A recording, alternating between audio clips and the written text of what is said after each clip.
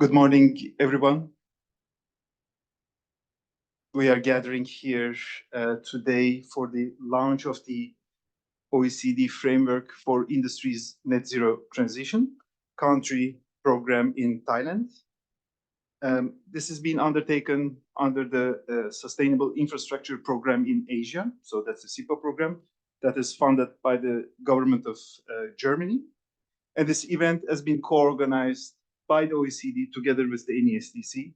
And we very much appreciate all the efforts of the NESDC in organizing this with us. We understand this has been an extremely busy period, especially it's also the anniversary. So we very much appreciate that. And we'll start with opening remarks. And I'd like to give the floor to Dr. Ernst Reiche, who is the ambassador of Germany to Thailand, to deliver his opening remarks. Thank you. Dear Kun Danucha, dear Mrs. Siripen Kwatfeng Fu, ladies and gentlemen, I'm impressed by this room. This looks like a trading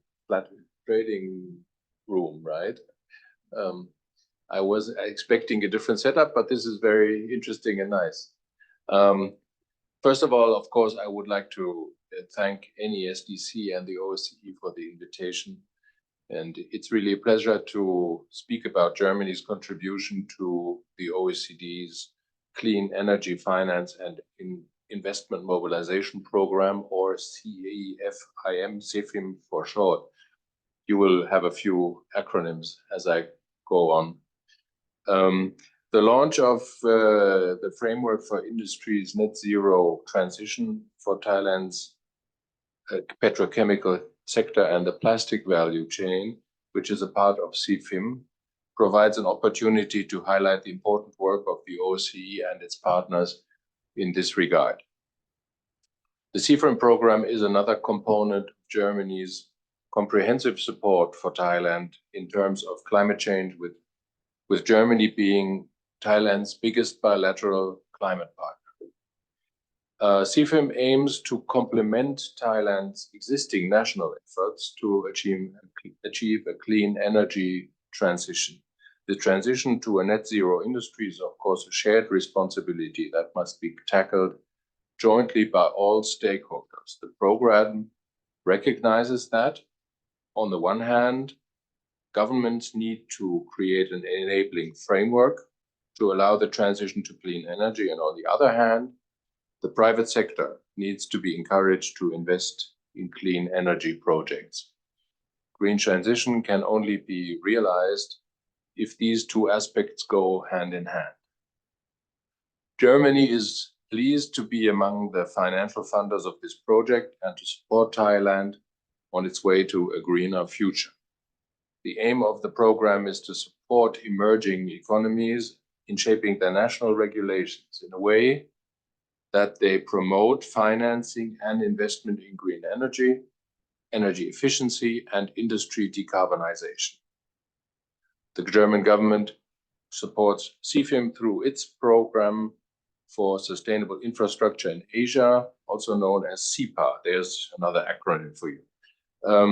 SIPA was established 3 years ago and is funded by the German Federal Industry for the Environment through the International Climate Initiative, IKI, another acronym. Under SIPA, Germany will support 7 countries in Central and Southeast Asia, including Thailand, with 20 million euros in total during the period 2021 to 2025. 60% of global greenhouse gas emissions come from existing infrastructure systems. The goal of SIPA is to provide support in making new infrastructure systems more sustainable. With developing and emerging countries in Asia currently experiencing an unprecedented increase in infrastructure investment, this is the time when such investments must be made as sustainable as possible. For example, just think of the land bridge project and the tremendous amount of cement that would be produced and used in its construction. Making sure that low CO2 technologies are used would make a serious contribution to a fight against global warming. This is exactly the purpose of SIPA, to assist emerging economies in their transition to energy, transport, industry, and industrial systems that are in line with the Paris Agreement and the Sustainable Development Goals. To this end, the program works together with multiple implementation organizations and governments to develop conditions that accelerate investment in low-emission infrastructure. In Thailand, SIPA is undertaking a pilot assessment for an infrastructure project carried out by the International Institute for Sustainable Development and is developing climate-resistant planning and design guidelines for selected transport projects conducted by UNDP. We very much hope that Germany's participation in CFIM will contribute to the transition to a net zero industry also here in Thailand. And I would like to thank everyone involved in the program for their work towards achieving our common goals. Thank you very much for your attention.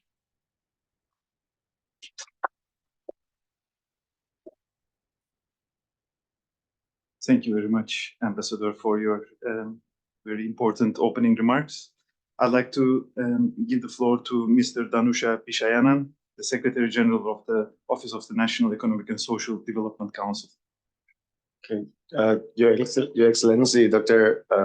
Ernst Rachel, Ambassador of Germany to Thailand, and Ms. Matthew Mesnard, Deputy Director of the Environmental Directorate, OECD, Honorables, distinguished guests, ladies and gentlemen. On behalf of the Royal Thai government, I would like to thank the Ambassador of Germany to Thailand and the entire team from OECD and Thailand for arranging this important event to start the OECD's newly released project, Framework for Industry's Net Zero Transition, which suggests that investment in low carbon technologies in the manufacturing sector of emerging and developing countries, economies, including Thailand, will need to speed up significantly to keep up with the changing global economic landscape. I'm delighted that this OECD framework will support our country in designing solutions for financing and improve the enabling factors that help accelerate Thai industry transition to low carbon production. Thailand is one of the first countries where this framework will be implemented. This is truly thankful because without financial support from the German government, this would not be possible. Ever since Thailand has experienced a series of unprecedented socioeconomic change and disruption during and after the COVID pandemic, we realize that it is vital for us to introduce more groundbreaking and sophisticated policies and administrate our country through the changing environment. In this regard, Thailand has recently implemented the 13th National Economic and Social Development Plan with the aim of transforming itself into a progressive society and sustainable value-creating economy by 2027. To achieve this target, stakeholders' engagement is required, including collaboration and partnership between Thailand and OECD, and also Germany. By continuing the Thailand OECD country program in phase 2, which we implemented during 2023 to 2025, we strongly believe that all 20 projects under four strategic pillars of the country program are extremely crucial and will largely contribute to Thailand's effort in advancing our reform agenda and our aim to be closer to the global standards. Definitely, under the current OECD's Clean Energy Finance and Investment Mobilization Program and Sustainable Infrastructure Program in Asia, in the 4th pillar of the country program phase 2, we are positive that Thai people will receive its betterment through an adaptation of OECD's insight into a domestic policies concerning governance, finance and regulations, human capital development, science, technology, and innovation, as well as energy and infrastructure.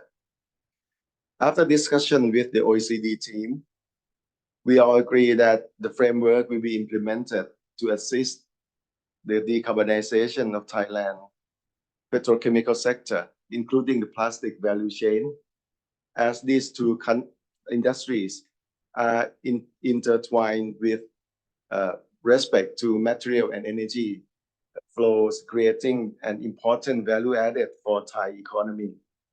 This will also foster Thailand towards achieving carbon neutrality by 2050 and net zero greenhouse gas emission by 2065, respectively. After all, we commit ourselves to further cooperation in various areas with OECD. We keenly hope that this will exhibit our unwavering determination and cherish value between two entities and allow the relationship between Thailand and OECD to be developed towards a more profound and consolidated position for years to come. Thank you very much.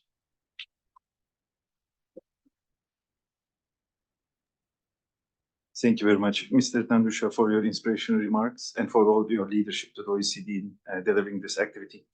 And I'd like to give the floor to Ms. Mathilde Mesnard, who is the Deputy Director at the OECD Environment Directorate, for her opening remarks. Thank you. Thank you, Deger. Thank you all. It's really a pleasure to open this event alongside Mr. Dhanucha Pichayanan, Secretary General of the Office of the National Economic and Social Development Council of Thailand, and His Excellency Dr. Ernst Reichel, Ambassador of Germany to Thailand. Let me start by first apologizing because I'm not with you physically, and second, warmly thanking the NESDC for hosting this event and for the excellent collaboration with the OECD on the framework for industry net zero transition. I would like also to express my sincere thanks to the government of Germany for its funding support to the OECD through the Sustainable Infrastructure Program in Asia, SIPA, as you mentioned. Today's event marks the start of the implementation of the framework. It tackles the crucial topic of how the decarbonization of the manufacturing industry can be financed.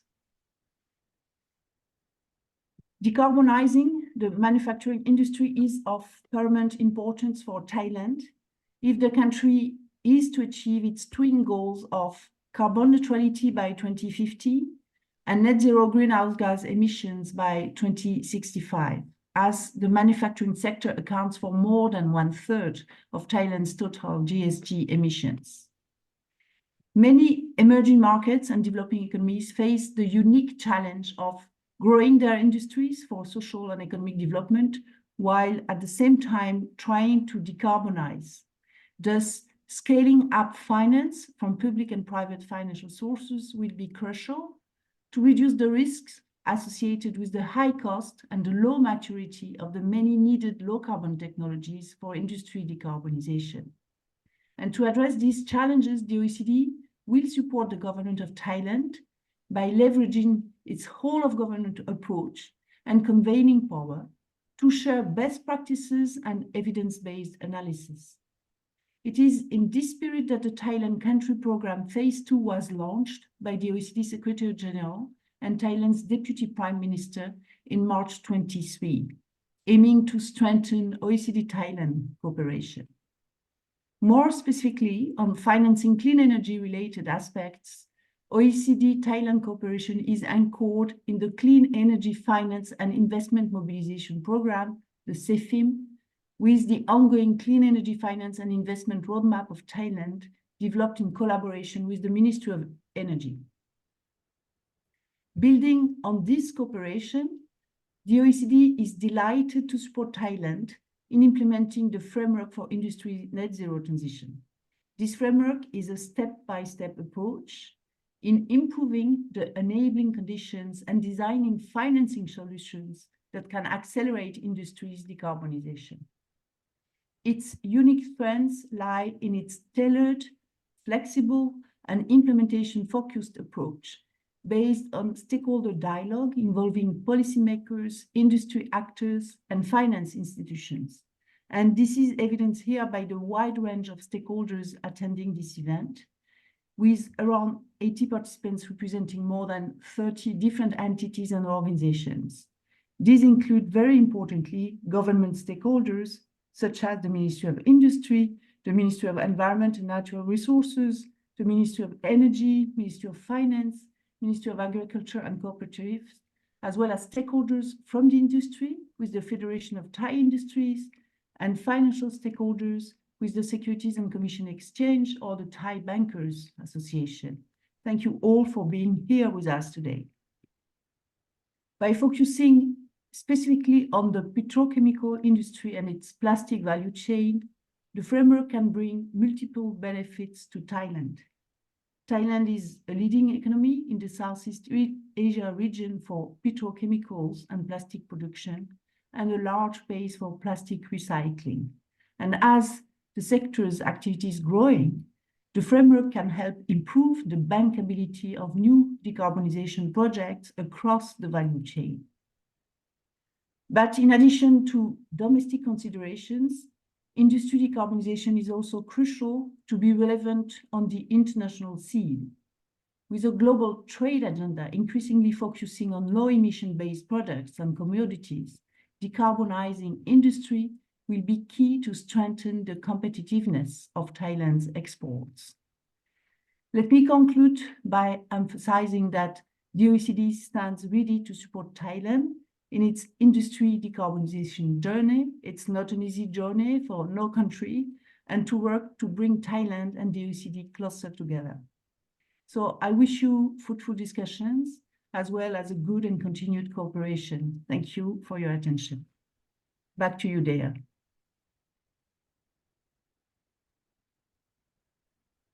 Thank you, Ms. Mathieu. We'll now turn to the photo session.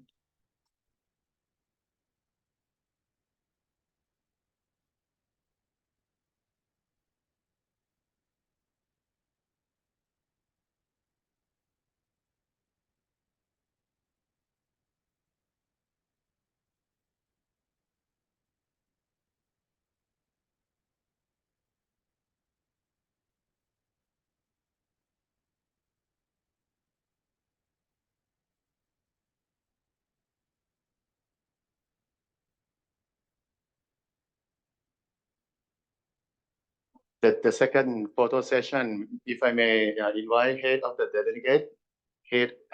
delegate from every agency, please come to the front and take photo together. Head of the delegate, please come to the front.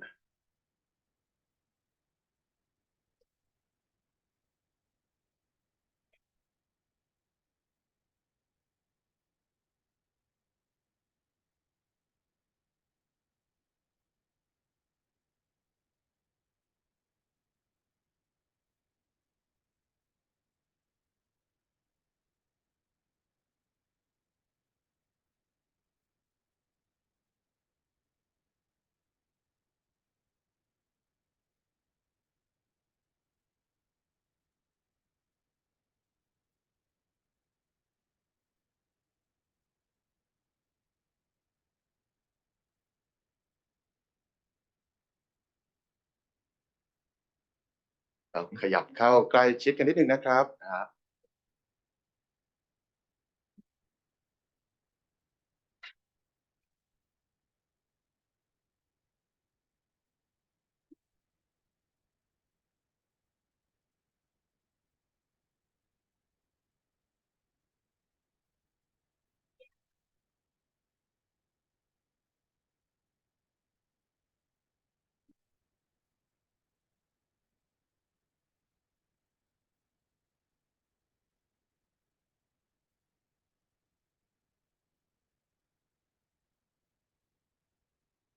Thank you very much.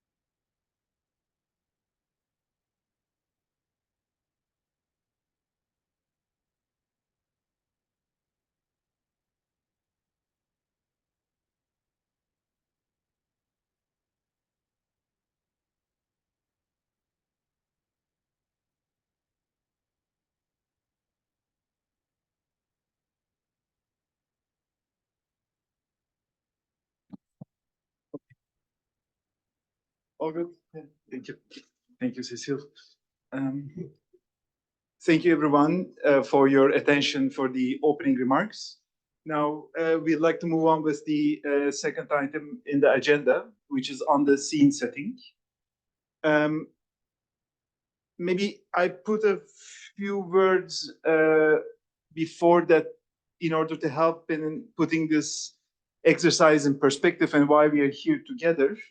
I think we've also heard during the opening remarks that the objective here of the OECD framework for industry net zero transition is supporting emerging economies with their industry decarbonization. The angle which this framework is taking is more on the financing side. It's not necessarily a technology focus. It's really how the technologies can be financed. So I'd like to emphasize that.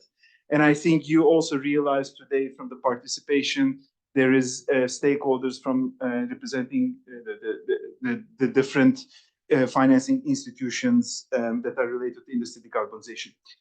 During this scene setting and the rest of the day, we will be informing you on the scope of this framework, the objectives.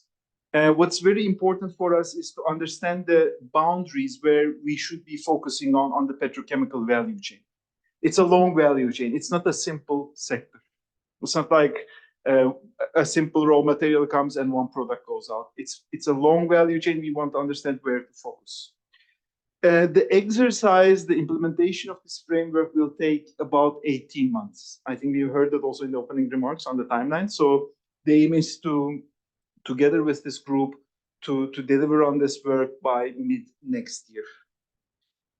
Another point which I'd like to emphasize, and will be speaking, my colleague Cecile, who's leading this work in Thailand, will be presenting, but we will also remain quiet because we want to get your inputs. We really encourage that this is an active participation from all stakeholders, not only the ones sitting in the first row, but in the second and the third row. Please also join as much as you can, because we need the inputs to shape the objective of this work that meets Thailand's needs. So before we listen to my colleague Cecile on her presentation, we'll have first opening remarks from the Office of Industrial Economics of Ministry of Industry, the Deputy Director General to speak. The floor is yours. Thank you. Distinguished guests, ladies and gentlemen. Good morning on behalf of the Office of Industrial Economics or OIE, Ministry of Industry. It is my great pleasure and honor to deliver opening remarks at the launch of the implementation of the framework for industries net zero transition implementation to the biochemical industry and plastic value chain in Thailand today. First of all, I would like to extend my appreciation to the NESDC, the Sustainable Infrastructure Program in Asia or CIPA, OECD and the Embassy of Germany in co-organizing the launch of implementation of the framework for industries net zero transition, which will be focused on both petrochemical industry and plastic value chain in Thailand. Start from February 2024 to the May of 2025, and OIE has honored to be the key stakeholder in this cooperation project. According to the Sustainable Development Goals, Thailand aims to reach carbon neutrality by 2050 and achieve net zero in 2065. As for industry sector, currently, OIE has been adopting the Bio-Circular Green Economy or BCG model to push forward the inclusive and sustainable industry development goal together with creating environmental friendly production for Thai industry sector in various dimensions to achieve industry carbon neutrality and net zero transition in Thailand. For Thailand, plastic industry has played an important role in the region and global industry as one of the world's major hubs for plastic manufacture. as a result of country's strong petrochemical industry and higher production output. Therefore, Thailand has set supporting measures to promote petrochemical and plastic industry to achieve sustainable industrial development as well as country net zero Thailand. For example, first, plastic waste management plan phase 1 to 2, 2020 to 2022 and 2023 to 2030 to set the measure in order to achieve the reduction of plastic waste in the environmental and ocean. Second, BOI has set new investment promotion policy to accelerate the industrial transition to green and smart industries through investment in automation, digital adoption, as well as decarbonisation. BOI privilege and incentive for decarbonisation by improving productivity by applying carbon capture and storage or CCS and carbon capture utilization and storage or CCUS technologies. As for OIE, we have formulated Thailand Bioindustry Department Plan 2018 to 2027 with the vision for Thailand to become a leader biohub in ASEAN within the year 2027. The plan is focused on three main target products, namely bioplastic, biochemicals, and biopharmaceutical. Apart from that, OIE, the Harmonization with Plastic Institute of Thailand and Ministry of Finance have issued two notice biodegradable plastic product certification to certify biodegradable plastic product to enterprise that use biodegradable plastic products so that enterprise can be enjoy 1.25 times for tax reduction. The Green Hub preference aim to encourage enterprise to use the environmentally friendly product and packaging. Distinguished guests, ladies and gentlemen, I believe that the launch of implementation of the framework for industry net zero transition concerning implementation to the petrochemical and plastic value chain in Thailand will be implemented to OECD activities. Additionally, the experience, lesson learned, and best practice from OECD experts will be advantage to both Thailand public and private sector. The event today will not only provide us useful knowledge and ideas, but also intensify that partnership between Thailand and OECD on industry net zero transition, especially on petrochemical and plastic industry, will be benefit Thailand industry development in the future. Lastly, I wish this activity a great success. Thank you very much. ขอบคุณค่ะ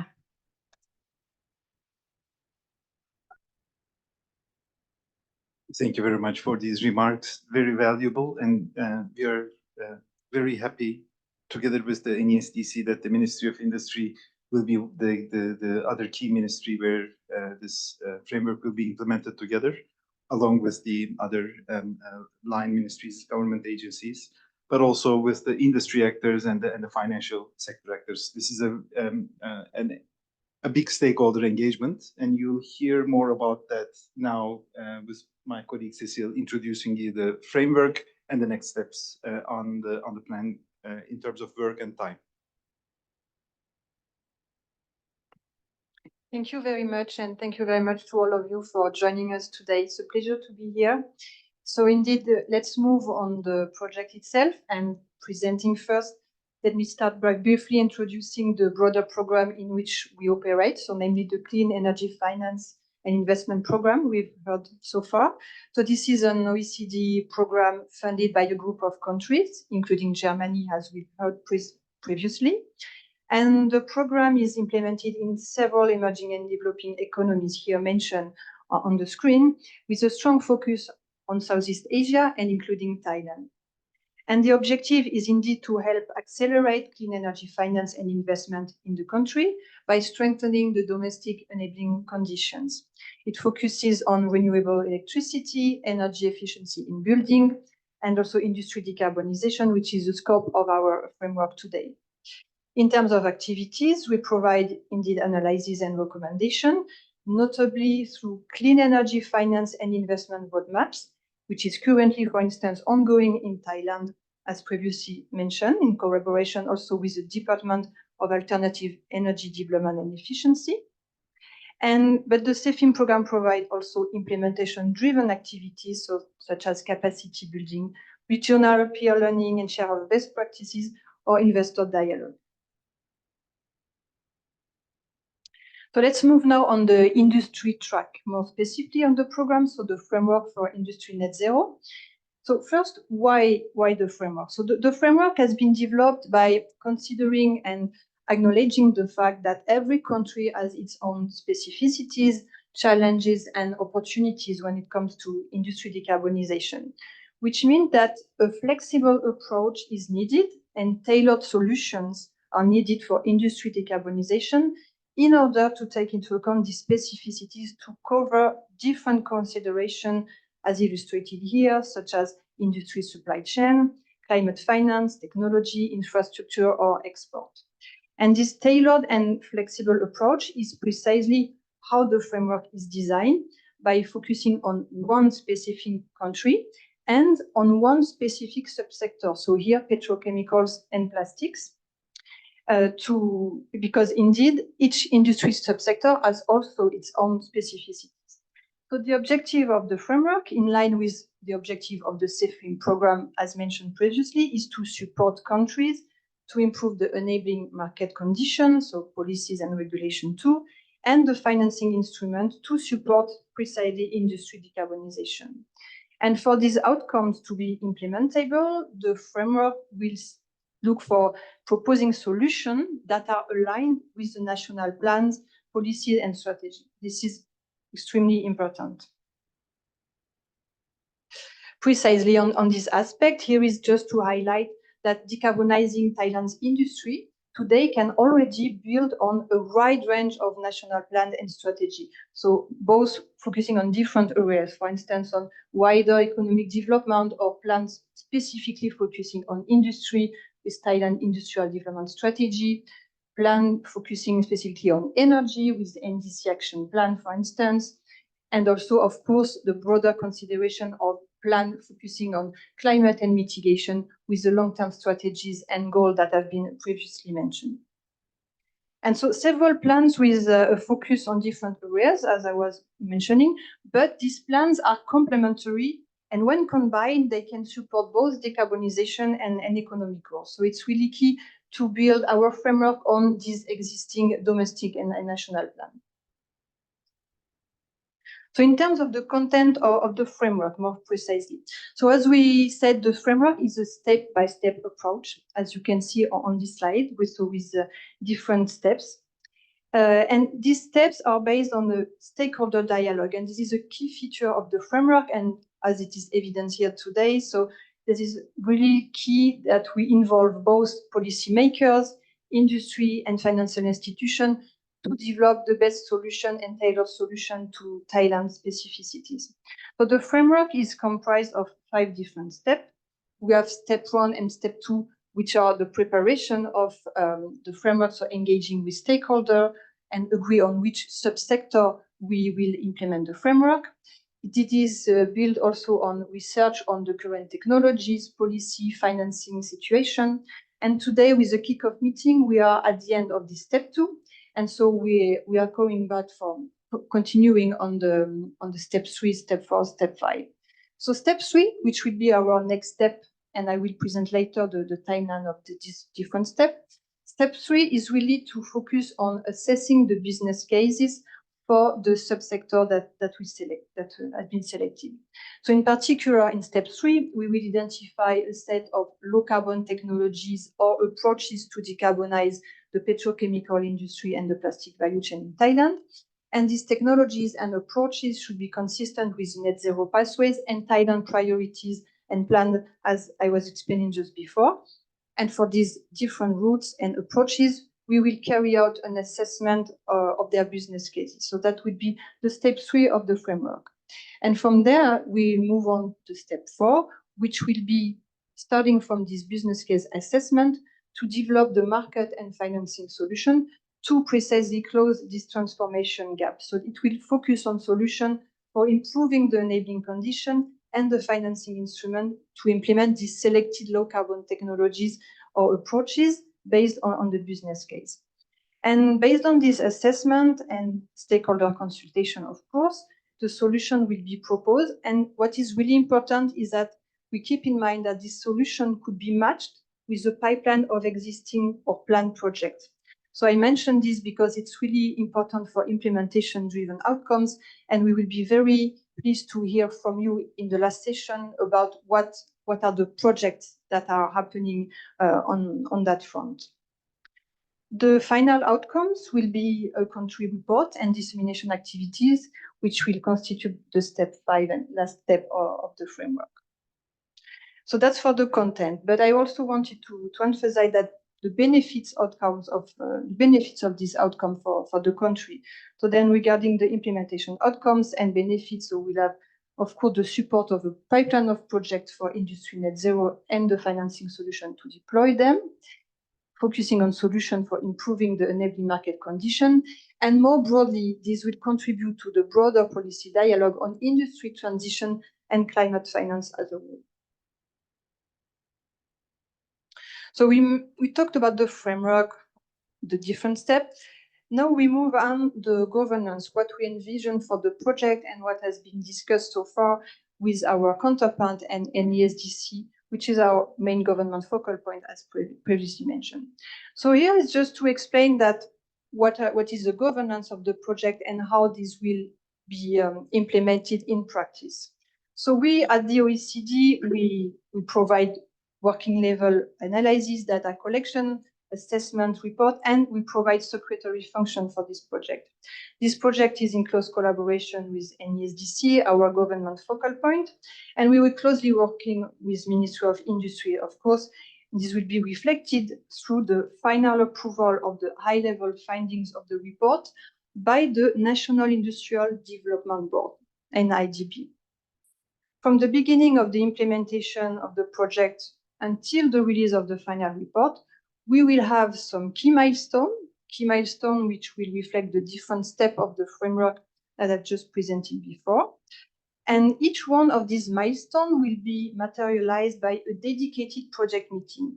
And today's, the kickoff meeting, is actually the first project meeting, for instance. The objective of this project meeting will be both to convene all the stakeholder group of the project, so convening all different parties, in order to provide overall guidance for the critical steps, but also to share and review the intermediate outcomes which will be presented during this meeting. And to prepare this meeting, we will convene ad hoc bilateral discussion with different stakeholders or from the stakeholder group based on the topics we want to explore, and this will precisely feed the different project meetings all along the project.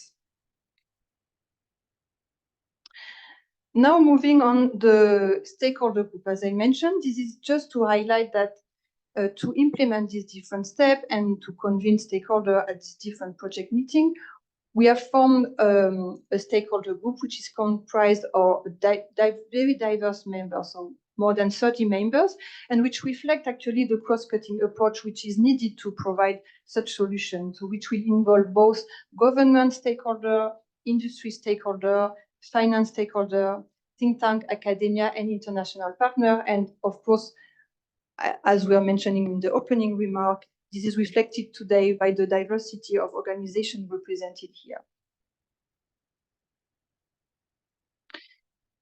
So diversity of stakeholder, and I would like to emphasize here that it's also an opportunity to have this cross-cutting approach and very rich range of stakeholders to leverage the synergies between the projects on Thailand decarbonisation of petrochemicals and plastic that are currently also being undertaken through this stakeholder group by different stakeholders.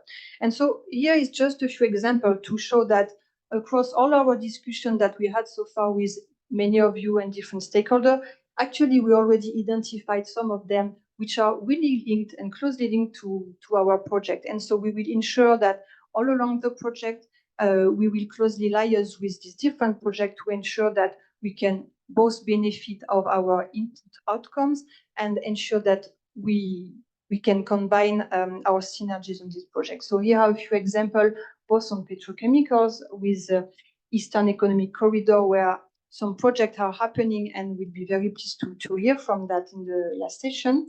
Also, the Climate Action Program for Chemical Industry by GIZ, which is focusing also on industry decarbonization for chemicals.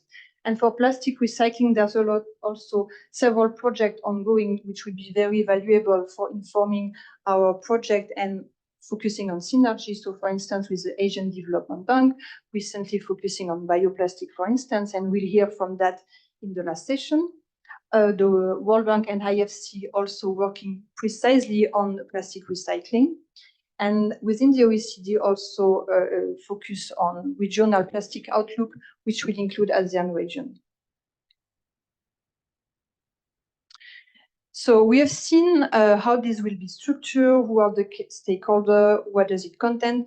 Let's now move on the timeline and when this will be delivered, in which step. So as I was mentioning, today is a project meeting number 1, kickoff meeting, and it was preceded by a 1-year stakeholder engagement period indeed, alongside an extensive research step to inform the choice of the focus areas, so the petrochemical and plastic, and which has been followed by the establishment of the terms of reference, and whose content is reflected in this project overview indeed. For the step 3, as I was mentioning, we will have this is a key milestone, and so we will have our next project meeting for regarding the assessment of the business case in Q3 2024 this year, which will be followed by the step 4, the early beginning of 2025 for the 3rd project meeting, which will focus on the market and financing solution, to end with the country report by mid-2025 and the approval meeting of the high-level findings of the report by the NESDC on Q3 2025. So indeed, it will be around 1.5 years project starting from today.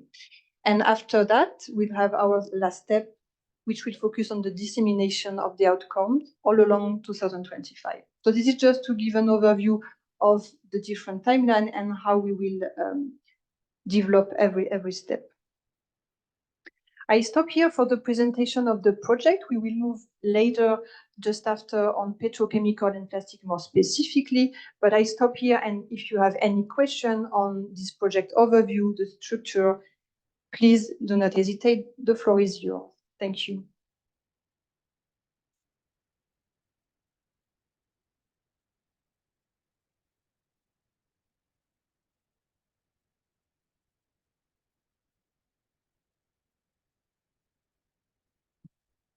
In that case, I think, yes, we can move on and continue with the second part of the presentation. There will be also a Q&A session in the end of this second subpart. So we presented the project overview. Now we move more specifically on the petrochemical industry and plastic value chain, just to highlight what are the stakes of this sector in Thailand and to start discussing about how does it relate to decarbonization, in order also to discuss more precisely in our second session. So here, I just want to highlight a few key messages and important stakes that are related to this aspect. First one, of course, is about decarbonization of industry in general in Thailand. So decarbonizing industry is key to reach Thailand's emission reduction target. We have on the one hand Thailand's manufacturing industry, which is a key growth engine, but also highly GHG emitting. The Thailand manufacturing industry accounts for more than 25% of Thailand GDP, 22% of total employment, but also account for more than 1/3 of Thailand's total GHG emission. On the other hand, as we have also heard in the opening remark, Thailand has set ambitious emission reduction target with carbon neutrality by 2050 and net zero GHG emission by 2065. Also with an intermediate target to reduce GHG emission by 30% and 40% compared to the projected business as usual level by 2030. So very ambitious target. And so which means that to reach this target, the industry has to decarbonize, and including subsector from industry, and so petrochemicals and plastic value chain. Quick focus on petrochemicals industry. Here's just to highlight that some key figures which underline the importance, the strategic nature of the petrochemicals industry in Thailand. So with around 35 megaton production capacity, it is indeed ranked first in the Southeast Asian region, 16th in the world. And even more when we're focusing on ethylene production capacity, it's ranked 9th in the world. So very important industry for Thailand and in the region.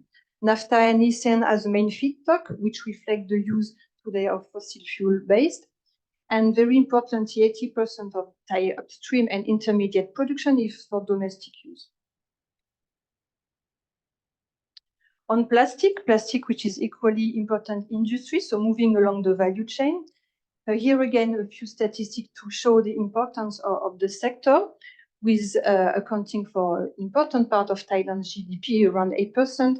The plastic sector has grown steadily for the past last decade, and the plastic within production, which are about 7 megaton, with the bulk of the production focusing on HDP, LDP production, followed by polypropylene and PET. Bioplastic production, we heard also about that, which is really key also with respect to biomass resources, has increasingly grown, but today still represent 2% of total plastic production. And for downstream product here, the trend is much more export-oriented, with more than half of the production targeted for export, mostly for the Asia region. And also to mention this export dimension, very important by the fact that the export value has significantly increased over the past 10 years, plus 50%. And if we look at the past 20 years, it's even more, with a 6-time increase. So according to the statistics from UNCTAD. So on plastics, of course, there is the key stake of what about plastic products, end-of-life management, and plastic waste. This is really at stake for Thailand. We have, on the one hand, around 3 million tons per year of plastic which are disposed, so not recycled, according to World Bank studies, with an overall recycling rate around 20%, but highly diverse depending on the type of resin that we look at. So waste management aspect, and on the other hand, Thailand's roadmap on plastic waste management, which aims to target precisely 100% reutilization of plastics, recycling of plastic waste by 2027, and a shift to alternative eco-friendly materials, reduction or halt in usage of various plastic products. So this take is all today highly mentioned in the specific plan. So that's really a point at stake indeed. If we look now at the value chain, so this is to highlight that the value chain is very complex, from the petroleum products until the final product to plastic. So here, just to highlight the key building block. So starting from petroleum product to produce the chemical feedstock that will be used to produce the upstream petrochemicals, then intermediate, downstream, and final product for plastic. So what is interesting is that when we look at the emissions of the petrochemicals production, actually the most energy intensive and emission intensive part are of course related to the upstream part, and for olefin production in particular, ethylene, propylene. And olefin, which are also the main upstream petrochemical product produced in Thailand, which means that it is very important to focus on this step when we are in the discussion on how to achieve net zero and what could be the solution to foster the decarbonization of this building block in particular.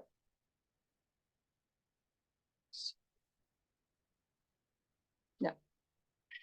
So here again, focusing on different type of the value chain, this is to highlight that today, we can think about a broad range of options to decarbonize the upstream petrochemical and plastic value chain. Broad range of options which are based on 3 levels. So first, there is the option on switching to biomass feedstock with different options. A second level, more focusing on the production process itself. And is here, for instance, when we think about the cracking, it's about energy efficiency or low carbon heat. You can think also about CCUS, so more solution on the production process. And third, the third big lever, as we also mentioned, is about the recycling and end of product life management. So with different options too. But here is not to detail all these options, just to show first the complexity of the value chain and what could be the different type of lever that could support the deep decarbonization of the sector. So selection of decarbonization options. So we have different options, but the selection will depend on the combination of factors. It is about which option have a significant emission reduction potential, if we think about moving towards net zero. Second, what is the technology and commercial maturities of different options, which is also an important parameter to take into account when selecting the different routes. The relevance to Thailand specificities, thinking, for instance, about what about the availability of feedstock, the relevance with the national energy, climate, and industry strategy. So selecting options that are both relevant from a feedstock perspective, but also from a strategy perspective. And finally, of course, selection also depending on the economic aspect and the competitiveness of such route towards the conventional one. Let me conclude by just emphasizing that beyond emission reduction, decarbonizing petrochemicals and plastic value chain can also bring more benefit to Thailand, further benefits to Thailand, which go beyond this emission reduction. First, it's about enhancing circularity and waste management in general. We also heard about the stakes of also becoming a leading country for bio-based products in the opening remark. Also fostering industrial symbiosis when thinking about industrial cluster or link between different industries. Strengthening SMEs when thinking about plastic recycling, plastic converters. And lastly, of course, the competitiveness of export for emission-intensive products. And here I refer to the increasingly carbon emission criteria that may arise in trade consideration around the world. So I stop here, and thank you very much for your attention, and we open the floor for Q&A. Thank you very much. Thank you, Cécile. I think the idea here a little bit is to brainstorm. Cécile has presented our understanding of the Thai petrochemical industry, where the emissions are lying in the value chain, which technologies could be of importance, but we need a bit of guidance. We need your inputs here, because where should be the focus of this framework? We heard CCUS earlier today. Energy efficiency is always an important option. Is it the biomass? We need to think from where OECD should support Thailand industry to bring the financing to make these technologies available and help for the decarbonization. So just to kick off this discussion, any thoughts, any remarks, any comments are very welcome.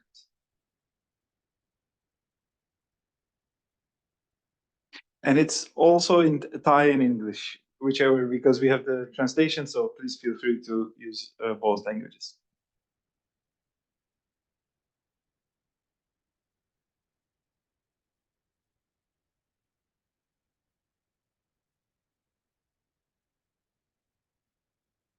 Please, yeah.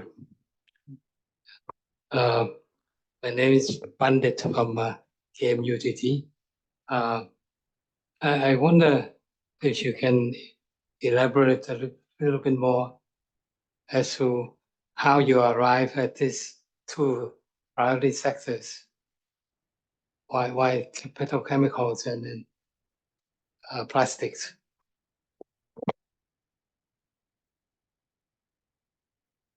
This has been the whole exercise is actually country demand driven.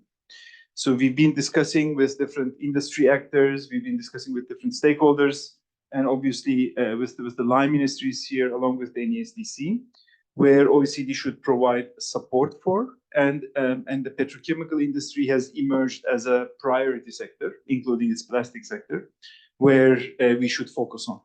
So this is the background of the selection. But we need to go one step further now to select actually where in the petrochemical industry and plastic value chain we should further put focus.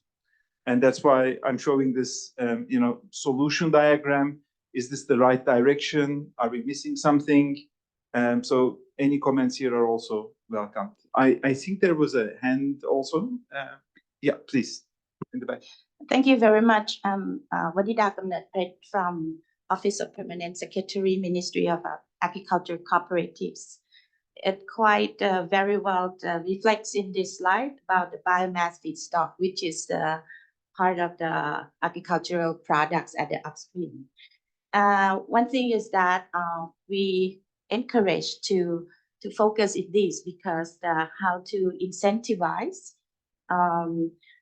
the incentive to manage the biomass for the pollution control or other things of bioplastics. So we look forward to further engage and discuss how the sector can be facilitate or encourage in this study. Thank you. Thank you very much. Very helpful. Please. Hi, I'm Miguel from Thai Bioplastic Industry Association, TBIA. Thank you for OECD for raising this thing up. Would like to add one of the options of the final products in this slide for the end of life. We have a mechanical recycling. We have chemical recycling, waste to energy. Would like to add composting in another option of this end of life as well. Thank you. Thank you very much. Please, consider, and I think you wanted to also come in. Okay. Thank you. Please. Yes. ครับผมเจริญชัยนะครับประธานอุตสาหกรรมปิโตรเคมีนะครับ Okay, as you mentioned about the value chain is quite wrong. I would like to know what the success case of OECD in another country that you implement for the petrochemical industry. Do you have the success case or the example that you have already implemented? Actually, Thailand is the first country we are working with in the case of petrochemicals. So in other countries, it's steel sector, textile, and so on. So we are here a little bit to learn on the whether we are on the right track in the value chain of the petrochemical industry. So your inputs are very helpful there. We've done some case studies about how the petrochemical companies are financing their decarbonization. So we have some work there, but it is, I think, mainly the first country where we will have a deep dive on the petrochemical industry. So if you have any comments on the value chain, whether where we should be focusing on this value chain, for instance, is it the steam crackers? Is it the intermediate chemicals? Should be paying more attention to the plastic industry? This will be very helpful. What I ask is because of the long chain. If you select the upstream, okay, you need a huge investment over there. You need a huge financing budget, and you need the high technology to decarbonization on that part. Okay, if you select the downstream, I think that is more easier. The budget is lower and just only the maybe in not high technology, but the principle is the law and regulation that you have to show also. I think that is the same. It depends on what kind of the project that we have the timeline just only 18 months, right? Okay. If you select the big project, I think that the timing is not enough. Okay, maybe just to clarify here one thing, thank you very much for this comment. The OECD is a policy organization, so we will be working together with Thai stakeholders to deliver on recommendations for policies and how the technologies can be financed.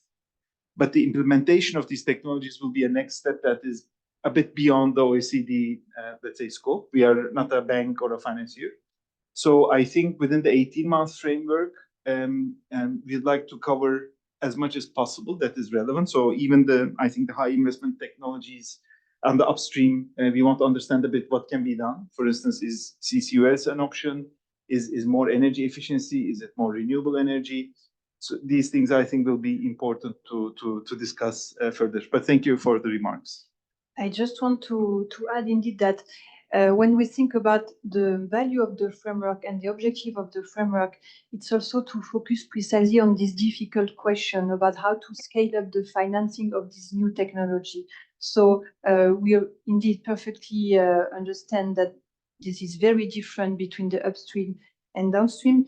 And indeed, the framework is really willing to focus also on all type of solution and on the how to evaluate building blocks. So this is very important to focus also on, even if it's the innovative technology. Yeah.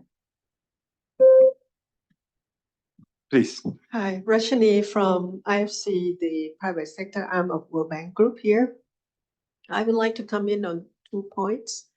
I think to unlock the opportunity to scale up renewable energy will be very critical, not just for this petrochemical and plastic industry, but across all manufacturing industry in Thailand. Since we are focusing on this particular industry, I see opportunity to sort of explore the possibility for this sector, which the upstream is in EEC as well, where we understood that the region has some flexibility in sandboxing or introducing new policy to decarbonize the manufacturing sector. Second point is more a question to the OIE of Ministry of Industry, Kun Siripenka. Early on, you mentioned an incentive to have 1.25% tax reduction for company that use bio-based plastic. Is there an incentive for recycled content as well to help drive the circularity of the mainstream fossil-based plastic that's still probably a long way to go to reduce that portion? Thank you. Thank you, very helpful, and also for mentioning the renewable power. Maybe if you'd like to respond. Oh, thank you for your kindness. Asking about incentive for bioplastic. We extend the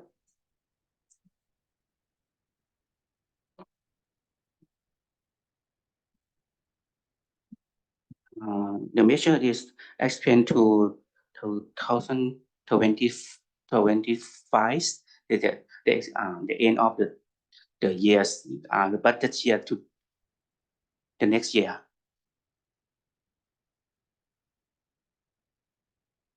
Okay, thank you, very helpful. Thank you. Please. Yes, I'm Ratanu from the World Bank. Just to add on for the bioplastic industry, as the representative from TBIA, would like to emphasize that for bioplastic, because it can be compostable into the environment, And actually, at the moment, in terms of the percentage of bioplastic is still low, maybe about 1%, I think, in comparing to the total plastic. But the key point from the policy side is that because it can be mixed into the environment, so one key consideration is to make sure that there's a visible and understandable label to make sure that the user understand that this is from bioplastic, because it need to be closed loop. It need to be go back to the producer, because it can be like mixed or contaminate into normal environment and might be possible for the other following issues. So in that case, for this particular industry, it needs more carefully in policy implication to make sure that it can be closed loop and the user understand that it needs to be in the separate loop from normal waste. Just to add on that. Thank you very much for all your intervention. Maybe just for timing consideration, we will move to the tea coffee break, and we will come back for the stakeholder session, where we will have a full discussion, full hour discussion for exchanging on these very interesting topics. But all your intervention are well noted. Thank you very much, and see you in a few minutes. So we are, let's see, 10 minutes? 10 minutes. In 10 minutes. In 10 minutes. Yeah, thank you very much.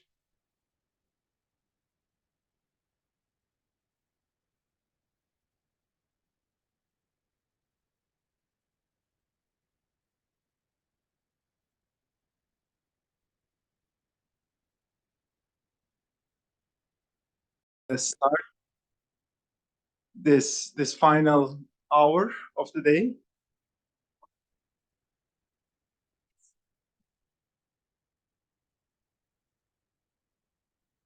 Thank you.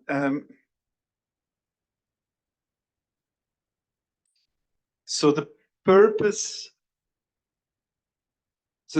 of this session is to have a deep dive discussion on the petrochemical industry and plastic value chain of Thailand, to understand the priorities, the challenges, and opportunities for decarbonization. We don't have any presentation, but we have some introductory remarks. And I also, during the break, several organizations approached. They also want to make their interventions. We really need your inputs, like we just had in the previous session. So looking forward to a very lively discussion. And again, in either Thai or in English languages, we could have this discussion. So I hand over to the chairman of the Federation of Thai Industries, Petrochemical Industry Club. Thank you. Thank you. Again, let me give you the big picture. I think that we talk with our team that the two parts that I think that everybody has to understand. One part is the energy. I think that in the petrochemical, we consume a huge energy. That energy is in Thailand is come from the fossil. Okay. Another part is the raw material. Also, we from the fossil base. So, in terms of the petrochemical industry, the raw material we are trying to change to be some portion from the bio-based. This is on the pathway that I think that all the petrochemical industry try to do on this. But the key challenge is the energy, the big portion. How can we get the renewable energy in the system? This is our challenge. The two parts. One is from the private producer. Another part is from the government side. Okay, most of them is from the fossil fuel. This is how can we change. That is I think that if we can do some project on that point, we can reduce all the decarbonization, achieve quality of the carbon. Yeah, that we suggest on this report. This is very helpful. Maybe I can have a quick follow-up on this before I hand over to Mr. Rachani. When you mentioned the renewable power or renewable energy, are we talking about decarbonizing electricity supply to the petrochemicals? Are we talking about using biomass for feedstock and fuel? So if you could a little bit elaborate on that, and if you see any financing challenge on renewables and biomass, if you could also clarify that, that would be very helpful.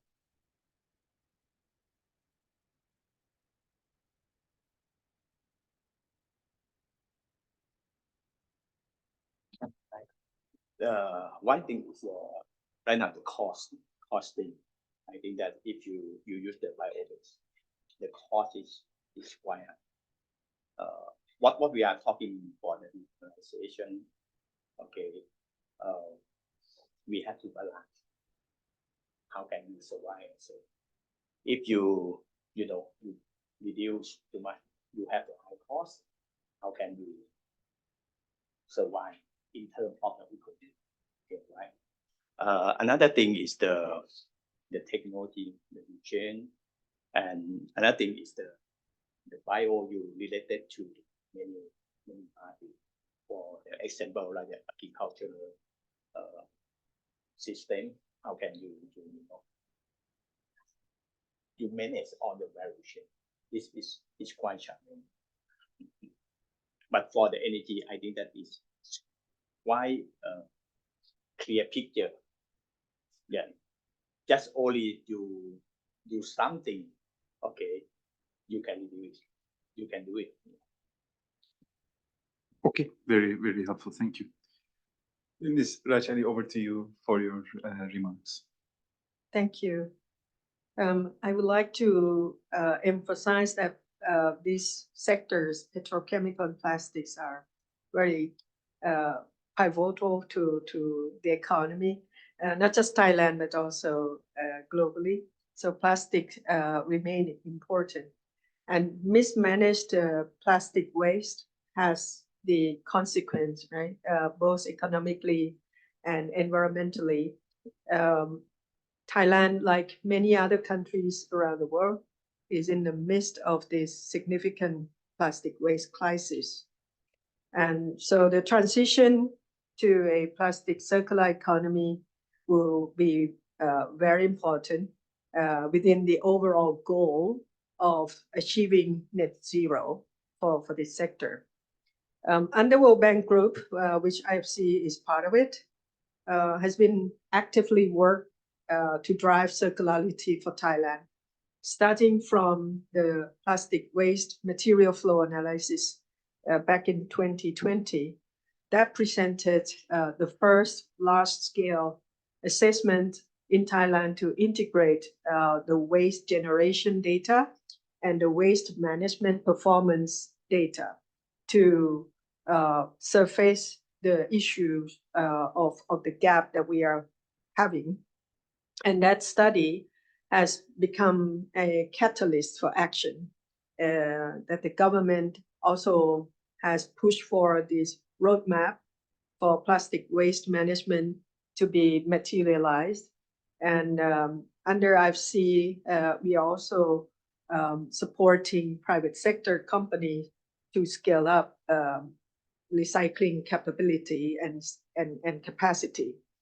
We are about to start another project to another level, whereby the study will focusing on plastic circularity opportunities and barriers, aiming to identify where there is disconnectivity in the value chain, where there still have inefficiency to be addressed, and how to make it more sustainable as well, to align with this framework that OECD is driving.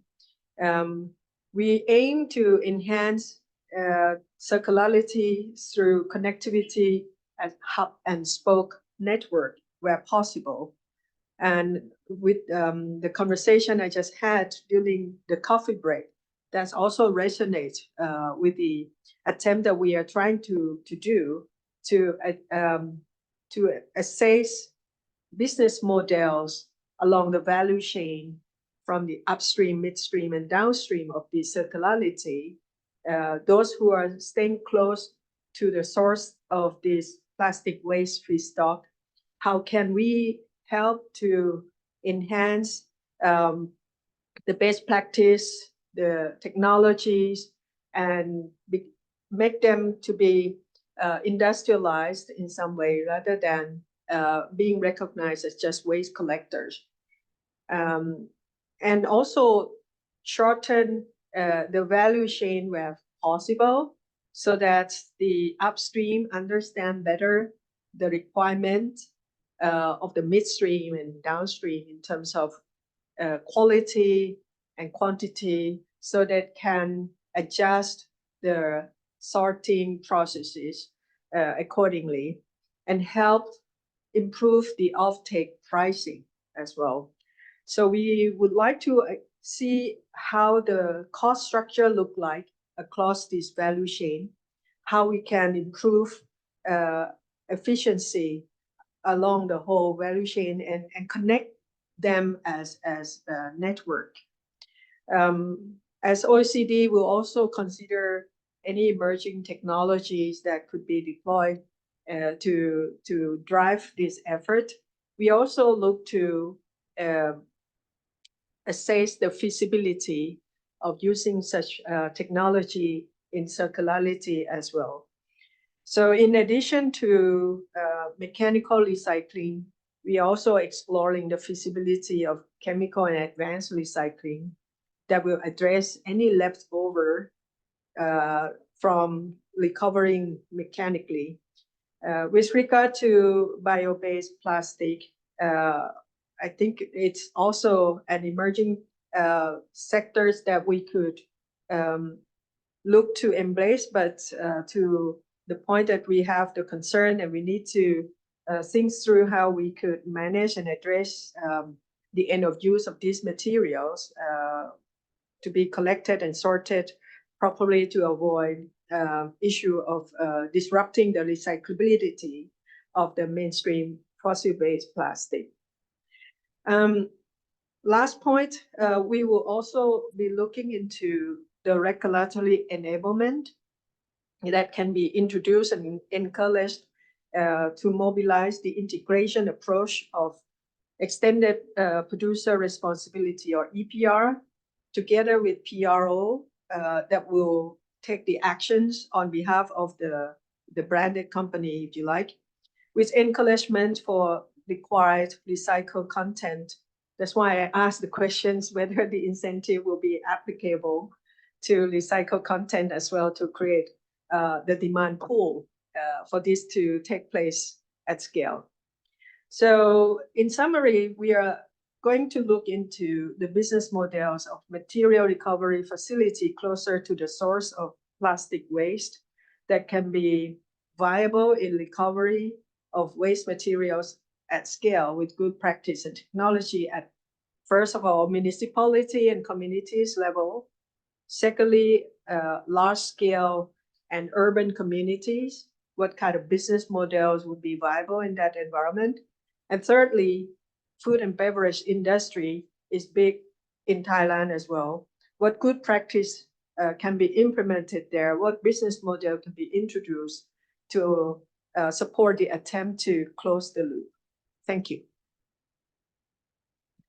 Very insightful. Thank you very much. I think we'll need to elaborate on these and hear also from other stakeholders what their views are, because you covered quite a number of solutions, especially on the plastic waste treatment and end of life management.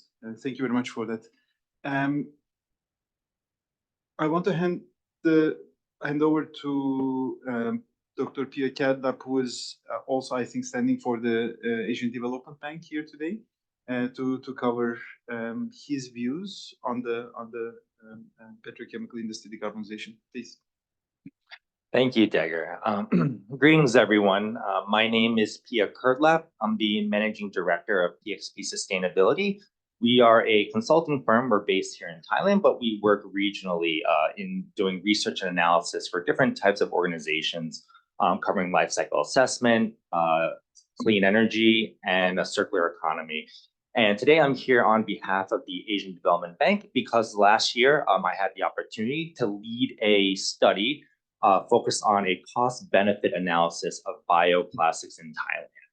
And in that study, we analyzed the life cycle environmental impacts of 6 different bioplastic resins in Thailand, compared against traditional virgin petrochemical plastics and also recycled petrochemical plastics. And in this study, we looked at the environmental impacts, the financial analysis, and also economic analysis.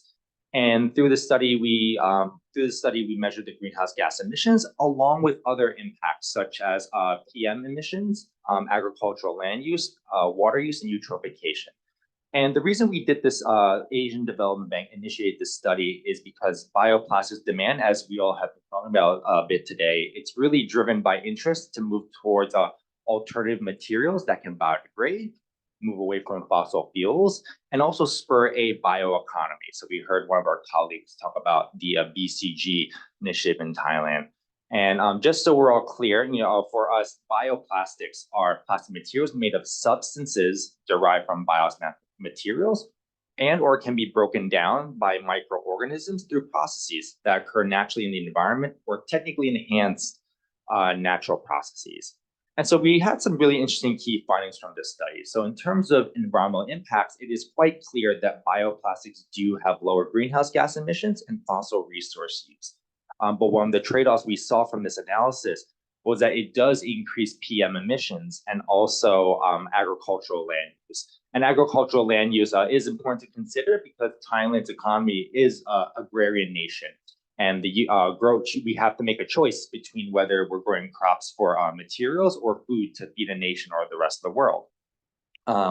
What we also found was that end-of-life management of bioplastics is quite important. So my colleague here, Vibun, mentioned we need to consider composting. And this is important because from our analysis, we found out that bioplastic, if you do not properly dispose of them in a composting facility, you can have more greenhouse gas emissions because the carbon atoms can turn to methane, which are higher in greenhouse gas potential. Right? And from this study, we found out that the cost competitiveness of bioplastic is really dependent on the oil markets. And I think a lot of people in this room are aware of that. But this isn't to say that bioplastics are good or bad, but they definitely contribute to the Thai economy. Thailand has a lot of resources to use to be a leader in this. I mean, right now, Thailand is the #2 producer of bioplastics in the world. But with, we talk about financing programs or technologies or initiatives to decarbonize petrochemicals, and bioplastic is definitely one of the options. But when looking at the whole supply chain, we need to also look at the agricultural feedstocks. How are we producing these and how are we managing PM pollution from the growth of crops and such, and also looking at end-of-life management. The findings of the study can be found in a policy brief on Asian Development Bank's website. You can Google ADB bioplastics and you can download the policy brief. We also have a webinar where we talk about the study and where the implications that had some interesting inputs from some of ADB's agribusiness specialists as well. So that's all for the study that Asian Development conducted. I'm happy to answer any questions you all may have. Thank you very much, Pia. Any questions, comments on this new study? Because I'd like to focus a little bit the discussion on the bioplastic side. We've heard a lot about it. There's more things which I want to explore. But maybe if there are any comments from the Bioplastic Industry Association, and also there are some companies producing bioplastics, like I saw Indorama in the back. So if there are any comments also from your side, we are much appreciating that. Maybe we start with the Bioplastic Industry Association, then we can talk to Indorama. Okay. I think the question that we got from the bioplastic is the contamination with the normal plastic. I think World Bank also mentioned about the logo or the mark that identify the bioplastic separated from the conventional plastic. TBIA is working with Thai Industrial Standard, TISI, are working on the bioplastic mark, and we thought we can announce it within this year. And the other one is the contamination with the conventional plastic for the recycle stream. I think the end application of the bioplastic should be the one that difficult to recycle, especially for the food contact applications like food tray or single-use plastic that difficult to recycling. So it's the most suitable application for the bioplastic. So bioplastic cannot, we don't recommend to use in every products that use plastic products. We select the one that are difficult to recycle. Yes. Dr. Sivarat, you have any other option? Right. So I'll just add on to what Kun Vipun says, that the problem mainly is coming from the 80% of the plastic that we cannot recycle. Right. 20% we can recycle, that's fine. We can recycle, we can try to separate bioplastic from the fossil plastic. That's good, 20%. But we must not forget about the other 80%. Right? We cannot even prevent the contamination from any other things. It's already contaminated with everything. Not only, we worry about bioplastic and fossil plastic. That's not the point. The point is that it already contaminated with everything else. Right? So this 80% is something that we should target on. And if I want to be very specific, according to the Mr. Chalan Chai, he mentioned very important points that if you really want to make the difference fast, right, we have to work on the downstream process, the one that we can really reduce the carbon dioxide emission. Right? One of the projects that we've been studying is that in certain application, again, at the 80% of non-recycling that you cannot recycle anyway, we could use bioplastic, to blend with this other conventional plastic. All right. And again, we're not worried about recycle because we talk about 80% that we cannot recycle. We're not worried about contamination because it's already been heavily contaminated with everything else. Anyway, right, we talk about this plastic that will end up in the landfill anyway. So we do this study. We found that it's very possible you can blend certain bioplastic. For example, POA we can use thermoplastic starch, which is very important bioplastic in Thailand. In case of thermoplastic starch, you can make them from cassava starch. Just one step. The advantage is that because of one-step conversion to thermoplastic starch, the cost is lower. Right? So in that case, we can basically make a bigger difference. Right? If we talk about what is the usage of bioplastic right now, it's at 1%. 1%. And we say that it's much better to use bioplastic, but 1% will not make a difference. Right? If we talk about start blending them with the 80% that non-recycle, you can blend them 10, 20, 30%, and you still receive the similar material with the strength and everything, so that you can make bigger difference. We talk about 20, 30%. Right? Every, maybe you think about 20% you blend with fossil plastic, you almost equally reduce the carbon footprint by 20% as well. So one way I like to propose is that, I mean, not propose, but we've been doing that, is that we can start looking at the downstream.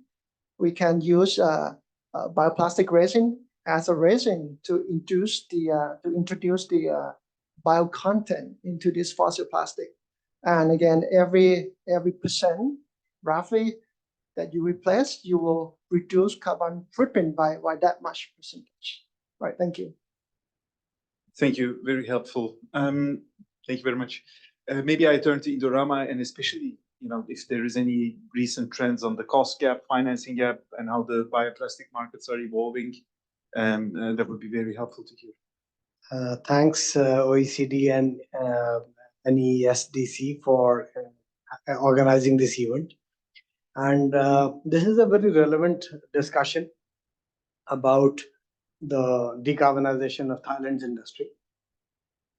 We as a global producer, we have a significant presence in Thailand, and we are a part of the downstream petrochemicals chain as well as the plastics value chain. And we have been very actively cooperating with Rachani's IFC. Very thankful to them for supporting our recycling business. We have ambition to recycle almost 1.5 million tons of polyester globally by 2030. We have a recycling facility in Thailand, which is doing around 40,000 tons of PET recycling. So we are very conversant with the challenges, because these are some things which we are discussing very often. We feel that the plastics recycling is definitely a easier option. Going to bioplastics, it is imperative, but it is not so easy. So recycling being an easier option, it gets a priority. The challenges on recycling are, of course, availability of raw material, and as Rachani rightly mentioned, that creating a proper value chain for waste recovery and getting it to the manufacturers is the primary concern. And whatever we can do, it'll improve the waste utilization, reduce the waste which is going for landfill or contaminating the environment, and we can reclaim it to be a 100% recycled plastic.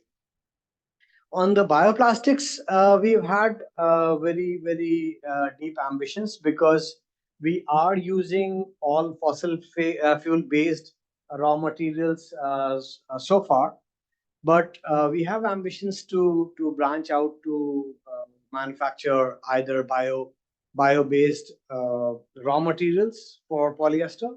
I mean PTA, PX, and MEG being the primary interests. But this is something which is requiring a large technological leap. These technologies are still under development, and they will need a huge investment. So as a corporate, we go by easier things first. So we prioritize by those actions which can be called as low-hanging fruits, and their recycling and renewable energy are what comes to our action, means our attention first. We are having a foothold into the future by looking into carbon capture, hydrogen, but we see it not happening immediately because of the investments which go into bringing these technologies. For a country like Thailand, which is a developing country with a lot of development needs, it is always important to prioritize. And renewable energy, I think, is a big opportunity, which the policy to make the renewable energy growth easier. That is, I think, something very helpful. Thank you. Thank you for these insights. I think it's a lot of learnings in terms of how technology deployment is being prioritized, but also the challenges from a private sector perspective. I think we are having a very a good discussion on the technicalities and the challenges of low carbon solutions.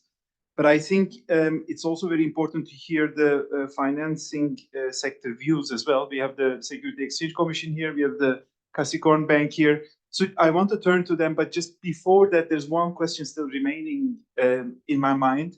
that is about the interlinkage between the petrochemical industry and the agriculture, because we heard several times that this needs to happen, and I'm very curious to know what's the level of let's say synergy that's being created between these two sectors, and are there gaps, are there opportunities further that needs to be deployed?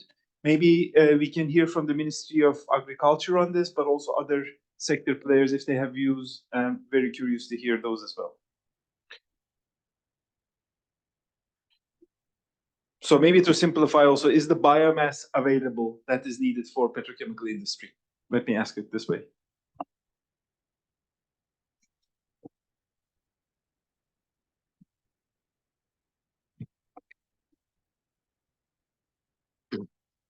Okay, hi, my name is Noprat from SAC.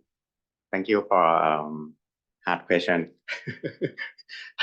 Okay, in terms of investment, I think the taxonomy is very important because the streamline of petrochemical upstream to downstream is very long. Even CCS technology, yes. I think when we decide the policy or even we study on the cost benefit for the business to drive them to reduce greenhouse gas, even it's not low hanging fruit. Investment is to support, but we need to have a taxonomy to decide the investment product to drive them to invest and go to net zero and carbon neutral together. Yeah. Thank you. Thank you very much for that. Pia, please. I just want to quickly answer the question about biomass feedstock. So, I mean, currently, most of bioplastics in Thailand is made from either sugarcane or cassava feedstocks. And based on data we have from Thai organizations, about actually only less than 1% of the sugarcane and cassava feedstocks are used right now for bioplastics. The rest is food and other applications. So the question about is there enough feedstock? I think the question is yes. There's enough, but depending on how far you want to scale up and how much it competes with other priorities. Thank you for that, Pia, for the clarification. I have one follow-up to the SEC, but before that, I have one question to you also on the biomass availability. Leaving aside the land use and the availability issue, could you elaborate on the cost? Is this affordable? And is this the supply is secure? That's another question. Because without that, I think like a petrochemical industry which runs 8,000 hours a year, so high operations, can we supply that? All right. So in terms of the cost, bioplastics right now are definitely more expensive for consumers, and that's why right now we don't see a lot of uptake in Thailand locally. Actually, 90% of bioplastics made in Thailand are actually exported abroad. But if you have any updated numbers, I'm happy to hear from you, Khun Vibun. And then can you just say the second question again, please? I think the supply security. Supply security. Okay, please. I think I have a number of the sugar production in Thailand. Thailand produced 10 million metric tons of sugar, and we consume domestically about 3 million, and another 7 million we exported. So for the production of let's say the bioplastic, especially PLA, they use sugar as a raw material. In Thailand, the plant from total carbon right now is 75,000 metric ton. So they use about 100,000 metric tons for the of sugar for production. So let's say 100,000 comparing to 7 million. So the usage of the sugar for bioplastic production is is low comparing to the production of the sugar in Thailand. So we have plenty of sugar. So security of the feedstock is no problem for Thailand to be the hub of the bioplastic. Okay, very, very helpful. I have one follow-up question to the SEC colleagues, because we've been very closely looking at the taxonomy, which is already existing and which is a best practice one, obviously, with so a detailed approach for the energy sector.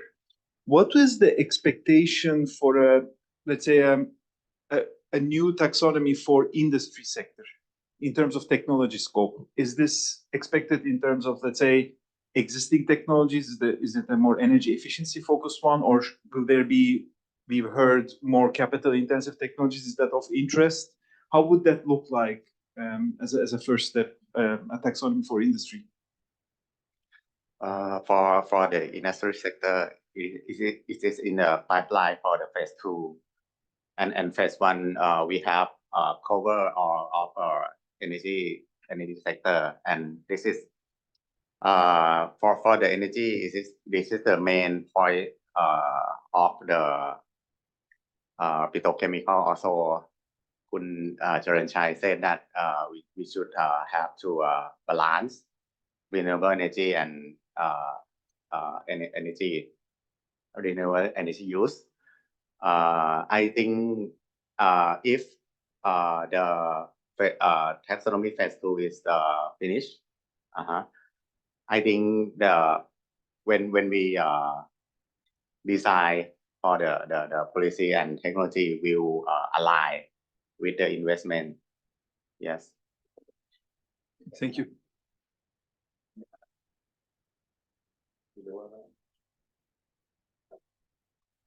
Okay, maybe phase 2 will be launch finish for the next year.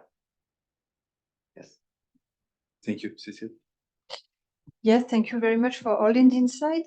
I would like to raise a question, because we heard about plastic recycling, so end of the value chain. We heard also about biomass and bioplastic, which is one of the options. But we've seen that there are also many other options. And in particular, I would like to hear insight in the room from what about the alternative feedstock, for instance, ethanol or bio-naphtha to produce bioethylene. So what would like to explore this option. Would you have any insight on what could be the planned strategy for Thailand to develop such alternative and innovative fuel? Because this at some point also relate to decarbonizing deeply the petrochemical production by producing bioethanol. So ethanol, bio-naphtha, is there any insight that could we gain from you? Thank you. For the ethanol, Thailand, especially the SCG, Siam Cement Group, they have planned to build a polyethylene using the ethanol in Thailand, joint venture with Braskem. So the bio-PE is ongoing under project feasibility. And for the bio-naphtha, in Thailand, we don't have the producer of the bio-naphtha, but the refinery in Thailand can use bio-naphtha to produce the bio-PE by mass balance. So for the technology to produce the bio-PE using bio-naphtha is no problem for Thailand. Yes. That's helpful. So we probably need to expand a bit the biomass towards other also alternative fuel production. So that's very good. I want to turn to Capricorn Bank, who is also here, and understand their views a little bit with respect to industry sector and its decarbonization, because in the banking sector, which we also work in other emerging economies, the industry is not really covered. So is this something which Thailand is planning to expand in terms of available products from the banking sector for supporting the financing of decarbonization of the manufacturing? Okay. Yeah, thank you for the questions. My name is Itiporn from Kasikorn Bank. Actually, this is the at this stage, I think we still learning more on the technical side, and where is the technical requirements for decarbonization the plastic industries. But in general, as a position of the bank, we are financing the decarbonization solution as a policy and as a product anyway. For examples, like when it's come to the large scale manufacturing, whether it's in general industries or in the petrochemicals, the bank is in the active role in terms of providing the decarbonization solutions package, like installment of the renewable energy like solar rooftop or biomass or other alternative energies. Also at the same time, the solution in terms of energy savings. On the other front, we would like to pursue the circular economy in the aspects of the recycling or the waste to energy kind of solution, which I think is quite related to the plastic industries and the petrochemical industry, because the waste to energy is probably one of the key recycling sources for the plastic industries from what we see. But what happened is that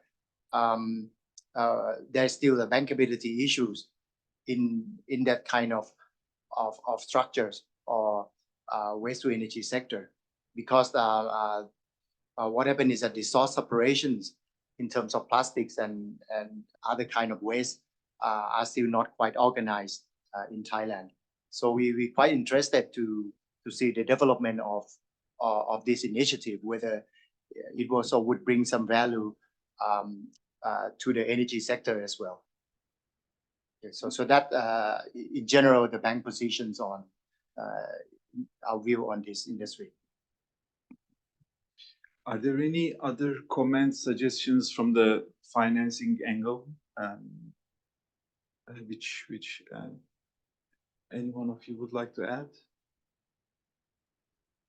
Because if there is nothing, I'd like to turn to the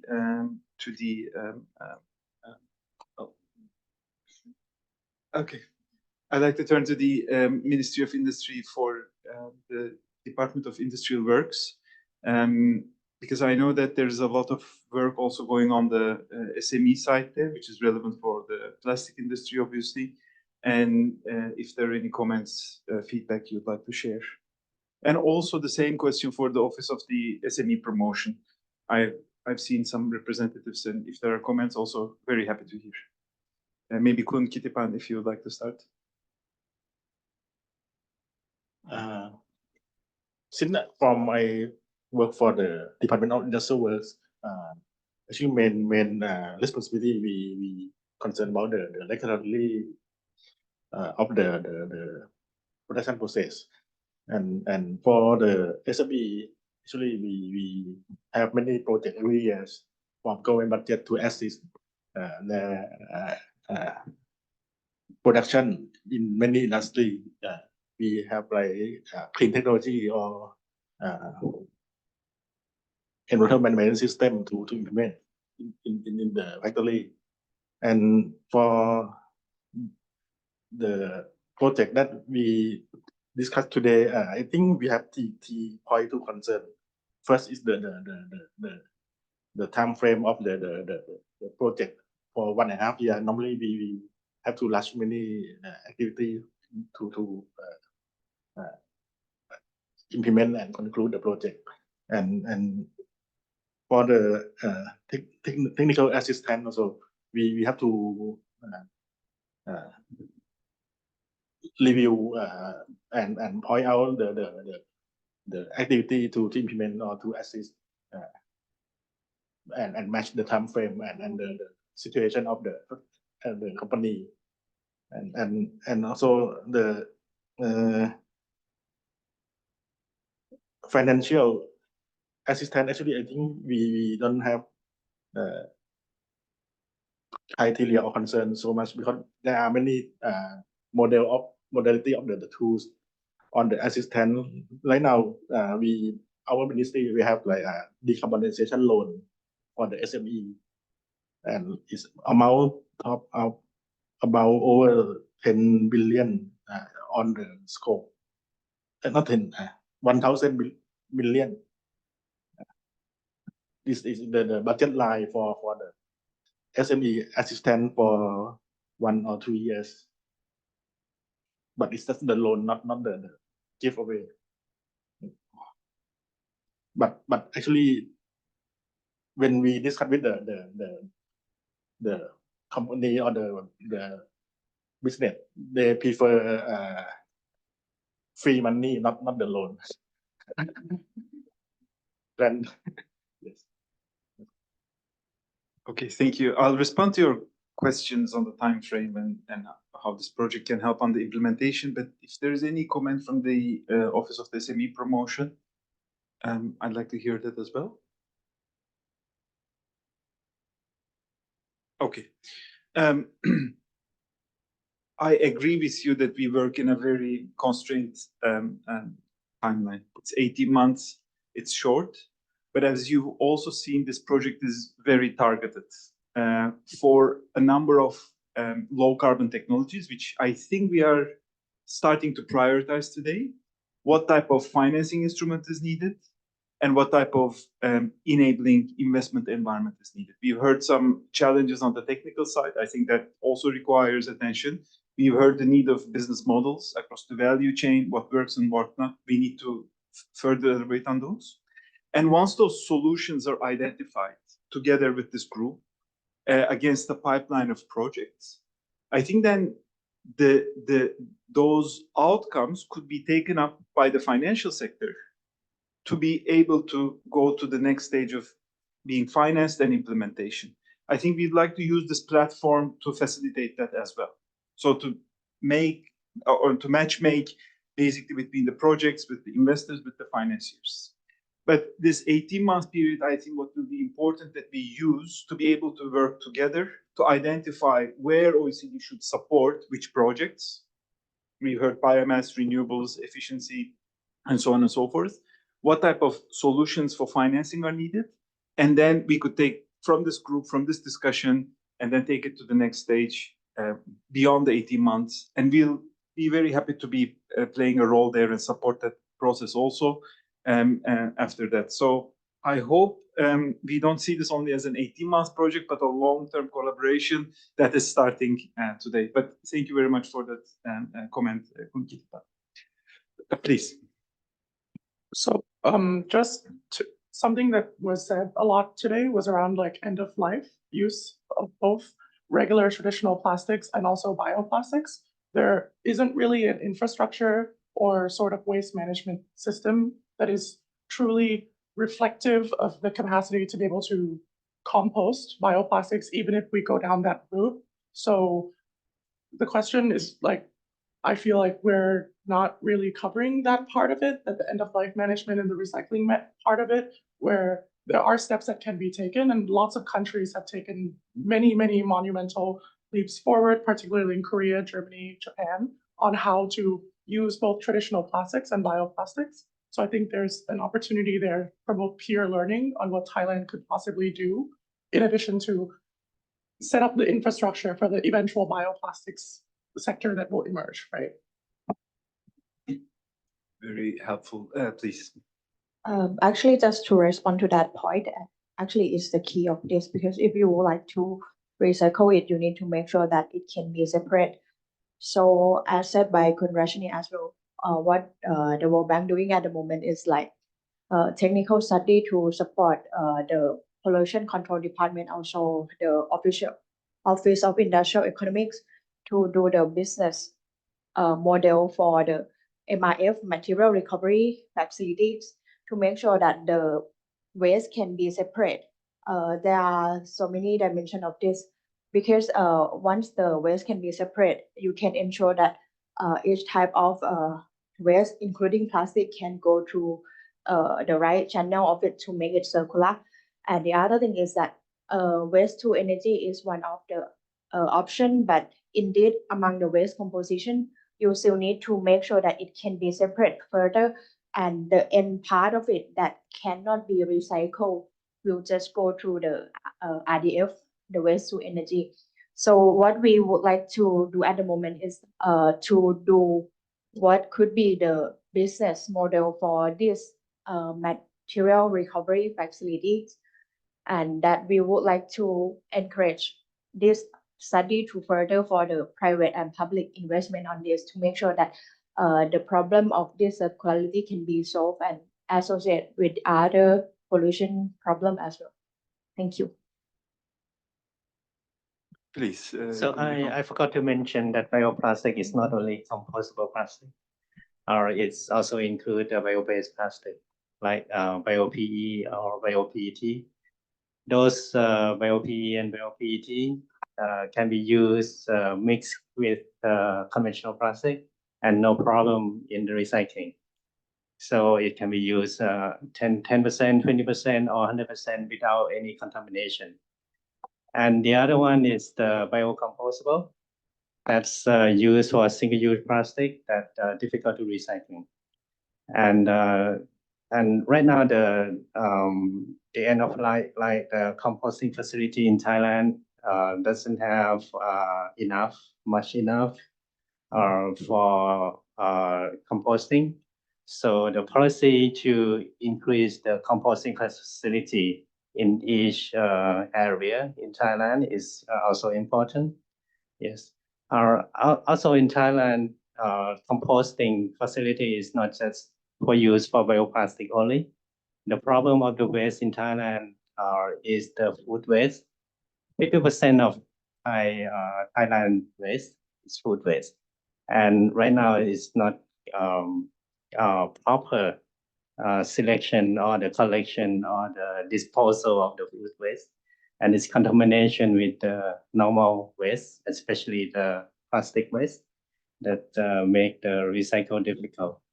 So if Thailand had a policy to separate the food waste with other waste out and use food waste that for the composting facility, and that would be good.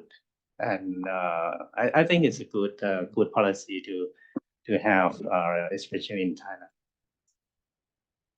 Thank you for that. We've been discussing with Cecile a lot on the recycling and the end of life management ourselves, but maybe you have more questions to ask Cecile on these topics. I mean, I see that there are a lot of momentum around this topic, and we see also some synergies with other studies. I mean, this is interesting to hear, and indeed, as you were mentioning, not only on the biocompostable plastic, but the bio-PE, bio-PET, because this is also another route. I would like maybe to go back more on the upstream and petrochemicals to understand if on decarbonization aspects, because we were talking about project pipeline and what are the projects happening, to also understand which route are preferred and how we could support through this project. I would like to ask the question if you have any example insight of project ongoing from the petrochemical side for decarbonizing to understand which technologies or which plan, if you have plan for reducing emissions in the long term, to inform us on what could be the future project that you will undertake. Thank you.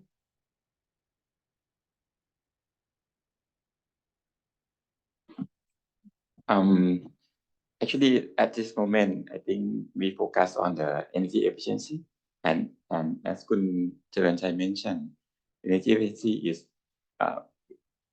cannot meet the target and very difficult because our technology is already like good enough. Maybe need big investment on that and cannot get the big greenhouse gas reduction. So that's why energy efficiency is some part of it, 10-20% that we can do. Okay. The second one is renewable, or the how to decarbonize our energy. right? As you mentioned about now we use the electricity and the steam that come from the private company, and how to decarbonize it. Major part of it is like coal. Now, if we can change from coal to the gas, it's a big step.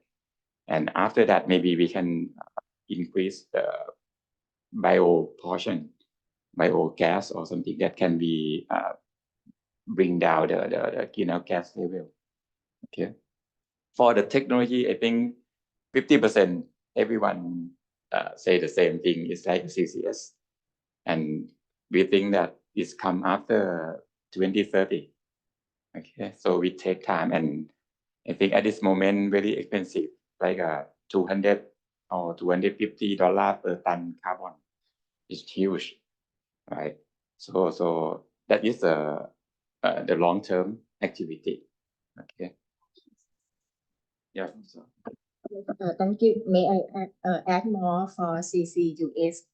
In Thailand, we are studying the carbon capture, utilization, and storage, especially in the eastern area, like a Mattaput. Eastern area like a Mattaput, we are the petrochemical complex, and we are studying the CCUS feasibility study. Maybe if we bring the carbon from all of the petrochemical area, refinery area, and gas separation area, we will transfer it in the near shore, not onshore, near shore, not far away from the Mattaput shore, and bring it into the storage. But many factors we have to we have to do, especially for the permit, some kind like a permit, and policy support from the government, and also the technology. What is the technology of the carbon captures in each group of the petrochemical industry? We have to learn more and more. This is not the very long-term projects. This is maybe medium to long-term. Like now today, PTT Group as a pioneer to study it. If PTT Group can make it happen, we will ask for many petrochemical companies in the Eastern Seaboard also. Let me add on this. Actually, many solutions in the scope 1 and scope 2. All the petrochemical, they know their own carbon footprint already. They'll focus on what we can do first. Okay, they have the quick win to do. But some project we need, collaboration. For the example, like the CCS, you can stand alone by yourself. You cannot do it. You need the cooperation. You need the government support or many things. Yeah. That is the part of that. And finally, as I mentioned, we try to decarbonize as much as possible, but we have to balance also about the economy because of its impact to the consumer. This is the challenge that we have to concern. Okay, you have the good technology, you have the money to invest, but finally the product is too high. It impacts the people. Okay, we have to balance it. Thank you for underlining that. It's an important issue, of course, in very competitive sectors like the petrochemicals and plastics. I have one final question. If Cecile, you don't have anything else, I wanted to turn to the GIZ also because of the project which you're having on the topic, and want to learn a little bit about synergies here. Also, if there are overlaps which we should minimize, obviously. Thank you so much for the question. My name is Siripon Pavitham from the German Development Corporation, or GIZ. I think we have also received the same funding from the German government, BMWK. And actually, I think on the presentation, you have also mentioned one of the project on CAPC that has been developed, and it is, I think, should be finalized within this month. And it is about an initial roadmap focusing on process-related greenhouse gas emission from chemical industry. And that one, they focus on the 2B here in Thailand. And we have also the political partner is the DRW. So we also have a discussion with the DRW on how we can move forward this initial roadmap. And so because there is also another project that we are working on is the Thai-German cooperation in energy, mobility, and also climate. And I am responsible for the decarbonization in industry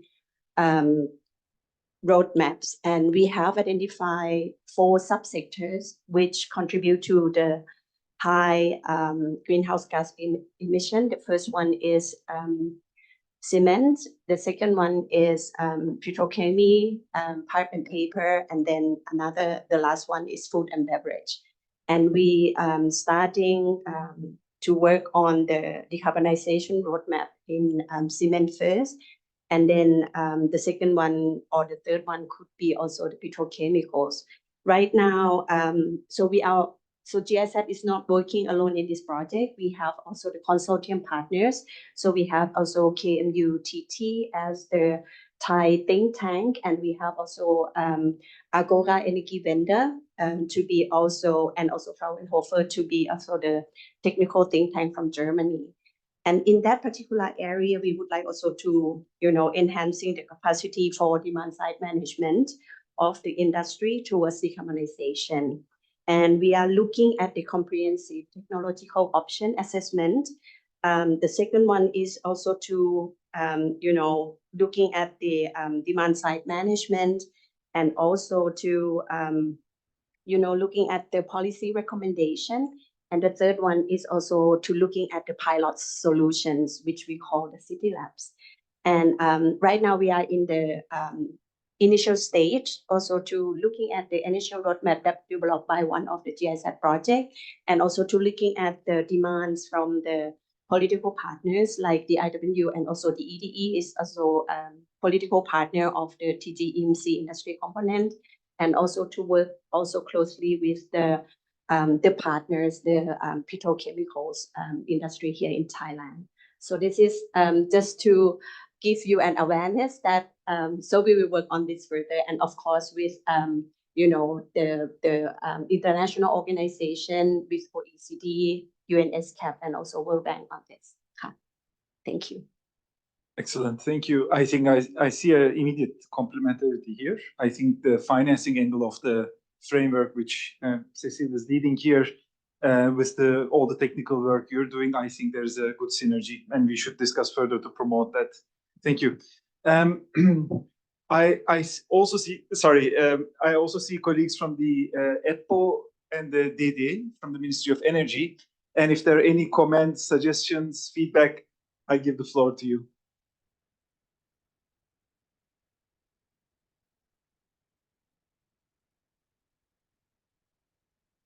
I see some smiles and nodding, so I think you'll be commenting, so please.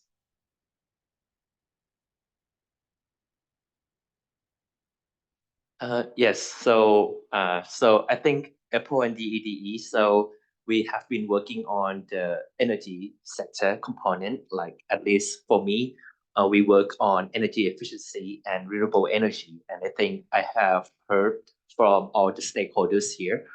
And I think for now, we don't have much comment, but we'll be happy to help and collaborate on any of the activities that is upcoming in the future. Thank you. Thank you for that, and we are very glad to hear, and we are happy to continue the collaboration already we have. So that's very good. Just before I turn to convene, I want to ask if UNIDO has anything to add. We work with the UNIDO in other countries very closely, so you may just want to comment on things, and I'll just hand over to Kundipa. Thank you. And we actually also active for the decarbonized work in Thailand. Under the project Partnership for Action on Green Economy, we also supporting Thailand led by the National Economy and Social Development Office to study on the emission trading scheme. And one of the sector that been I think feasibility study done by the Thailand government, Thailand GHG organization, including the petrochemical.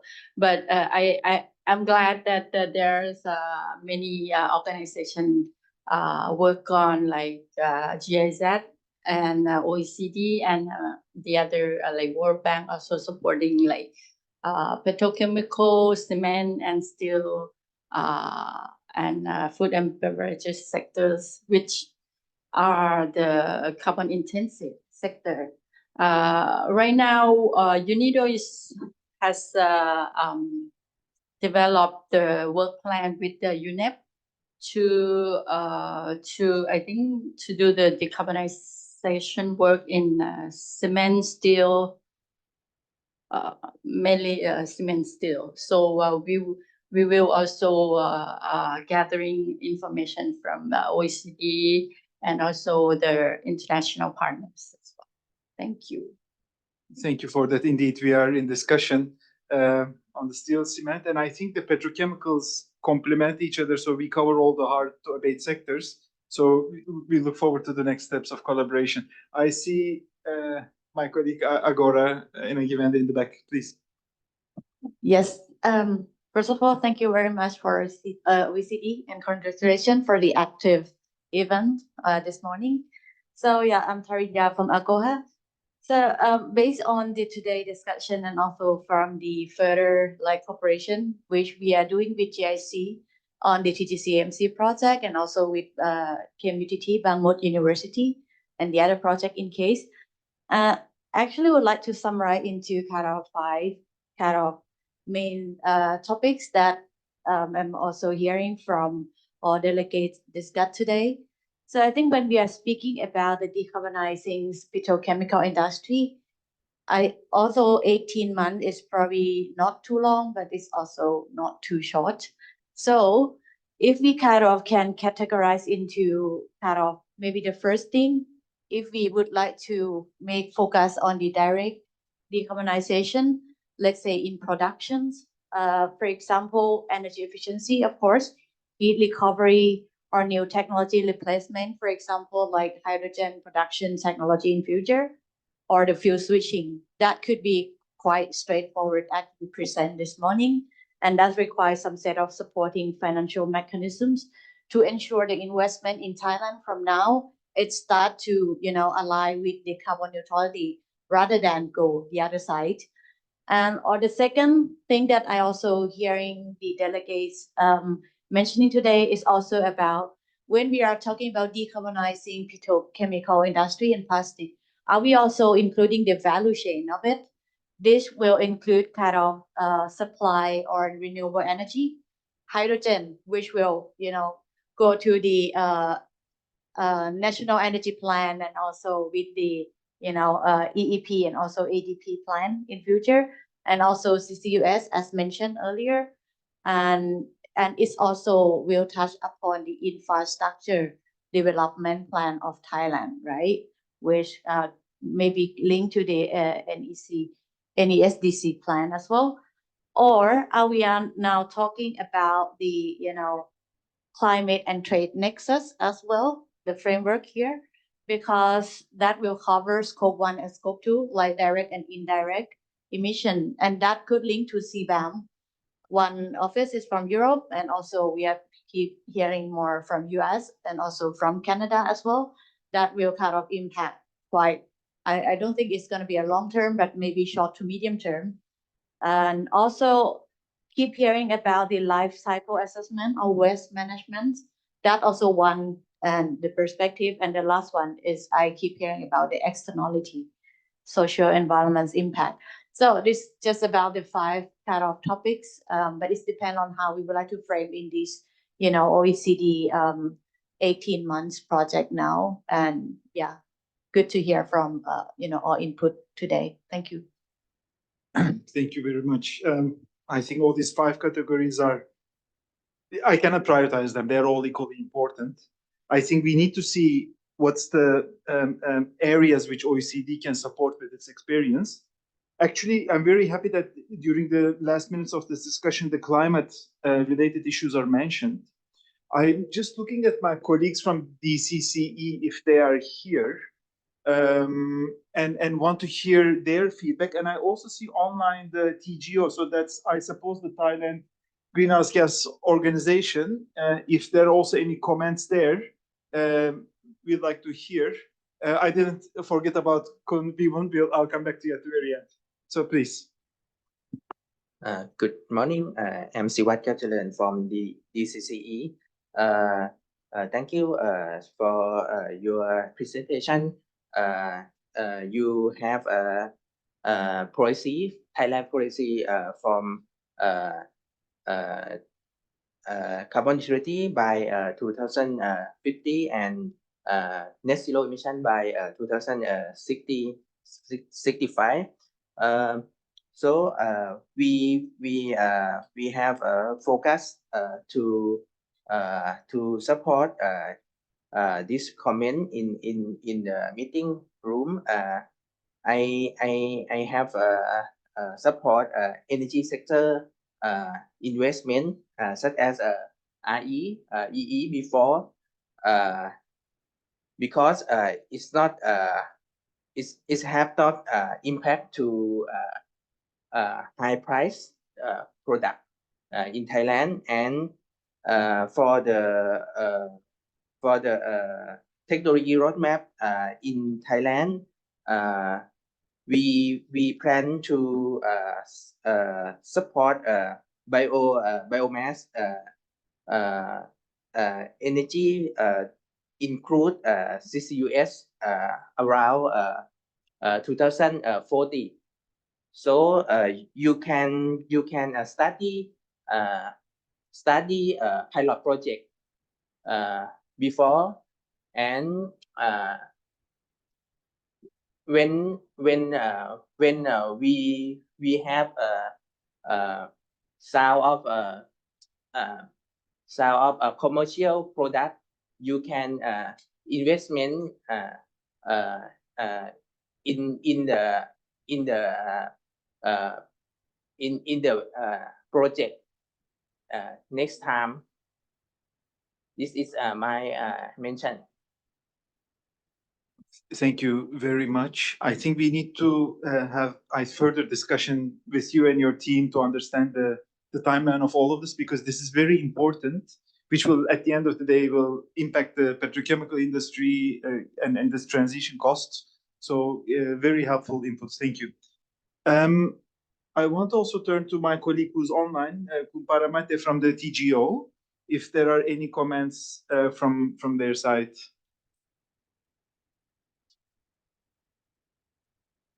Okay. Any other feedback, inputs, if you'd like to use this opportunity? I'll wrap up briefly, but before that, Kunvibon and anybody else, please raise your hand also. All right, I promise it's my last comment. Okay. I think the main driver is the government regulation, especially for anything that's sustainable and environmental friendly. For example, in European Union, they have a regulation to have the PCR or recycled content start with a 20% and increase 10% every year. And that's make the recycling business growing up, and also the decarbonization as well. And in Japan, they have a regulation to have 30% bio-based in every plastic bag produced in country. So that's make bio-based material growing up, not only bio-PE, but also bio raw material like natural biomaterial as well. And in China, they have a regulation to replace the single-use plastic, like a drinking straw, to be compostable. So without the government regulation, the material for sustainable is difficult to market because the end user, or especially the brand owner or the user or the buyer, concern only cost. So the main driver is government regulation. Okay. Thank you very much. If there are no other comments, Cecile? Okay, I'll try to wrap up this very rich discussion. It's like the petrochemical industry. It's also very rich in terms of its products, and the discussion has been extremely, extremely helpful. I think we've heard today a number of important things, which is very helpful for us to shape the implementation of this framework. Now, obviously, we need a suite of technologies, a portfolio. Energy efficiency is important, but it's not enough for decarbonization. You need renewables. We discussed carbon capture. We've discussed biomass on all its fronts, I think. It's a key technology, obviously. But we also need to think of the value chain, especially the recycling part, but also how these new products, new chemicals can also enter that end of life in the way that it is compatible with the recycling practices today and in the future. Some colleagues have underlined the importance of infrastructure, and I appreciate that very much. This value chain decarbonization won't happen without that. We need to see how especially on the end of life area or phase, what type of infrastructure we need and how are we going to invest in that. We've heard about the synergies between the manufacturing industry and other sectors. Agricultural was one of them. I think we need to explore that further. Food industry is another. We also need to understand the implications of this decarbonization. What do I mean with that? The portfolio of technologies come with different potential and different cost.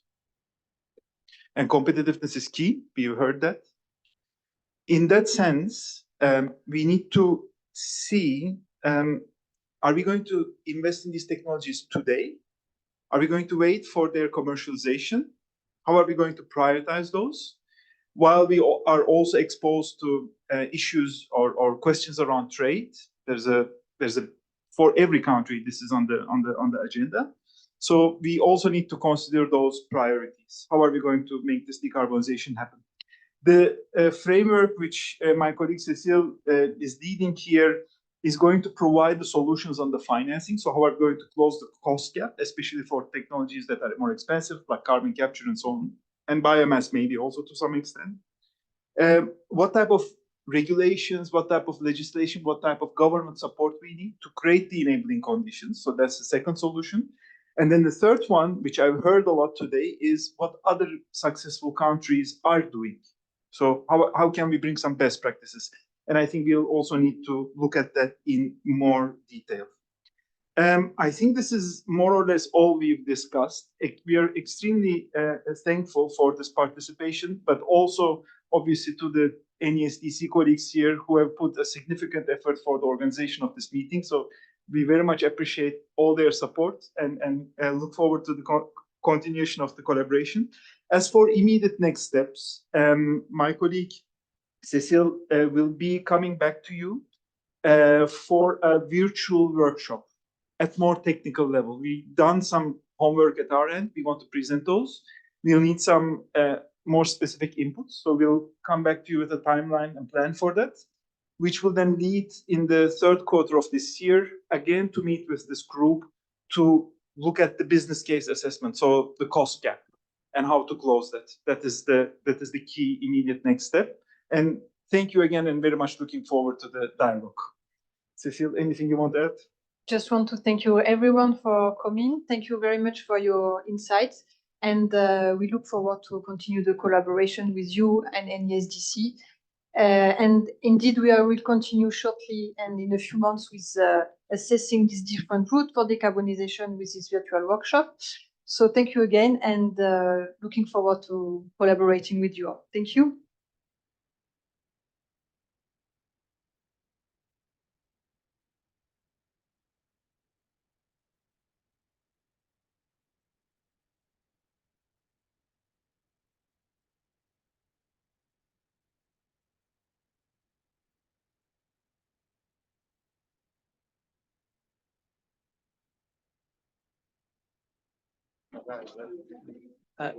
ถ้าใครอยากได้ตัว presentation ของทาง OECD อะครับก็คือดาวน์โหลดตัว QR code นี้ได้เลยนะครับแล้วก็เดี๋ยวทางทีมจะใส่ตัว presentation เข้าไปให้ภายในวันนี้ครับถ่ายรูปไว้ก่อนก็ได้ครับ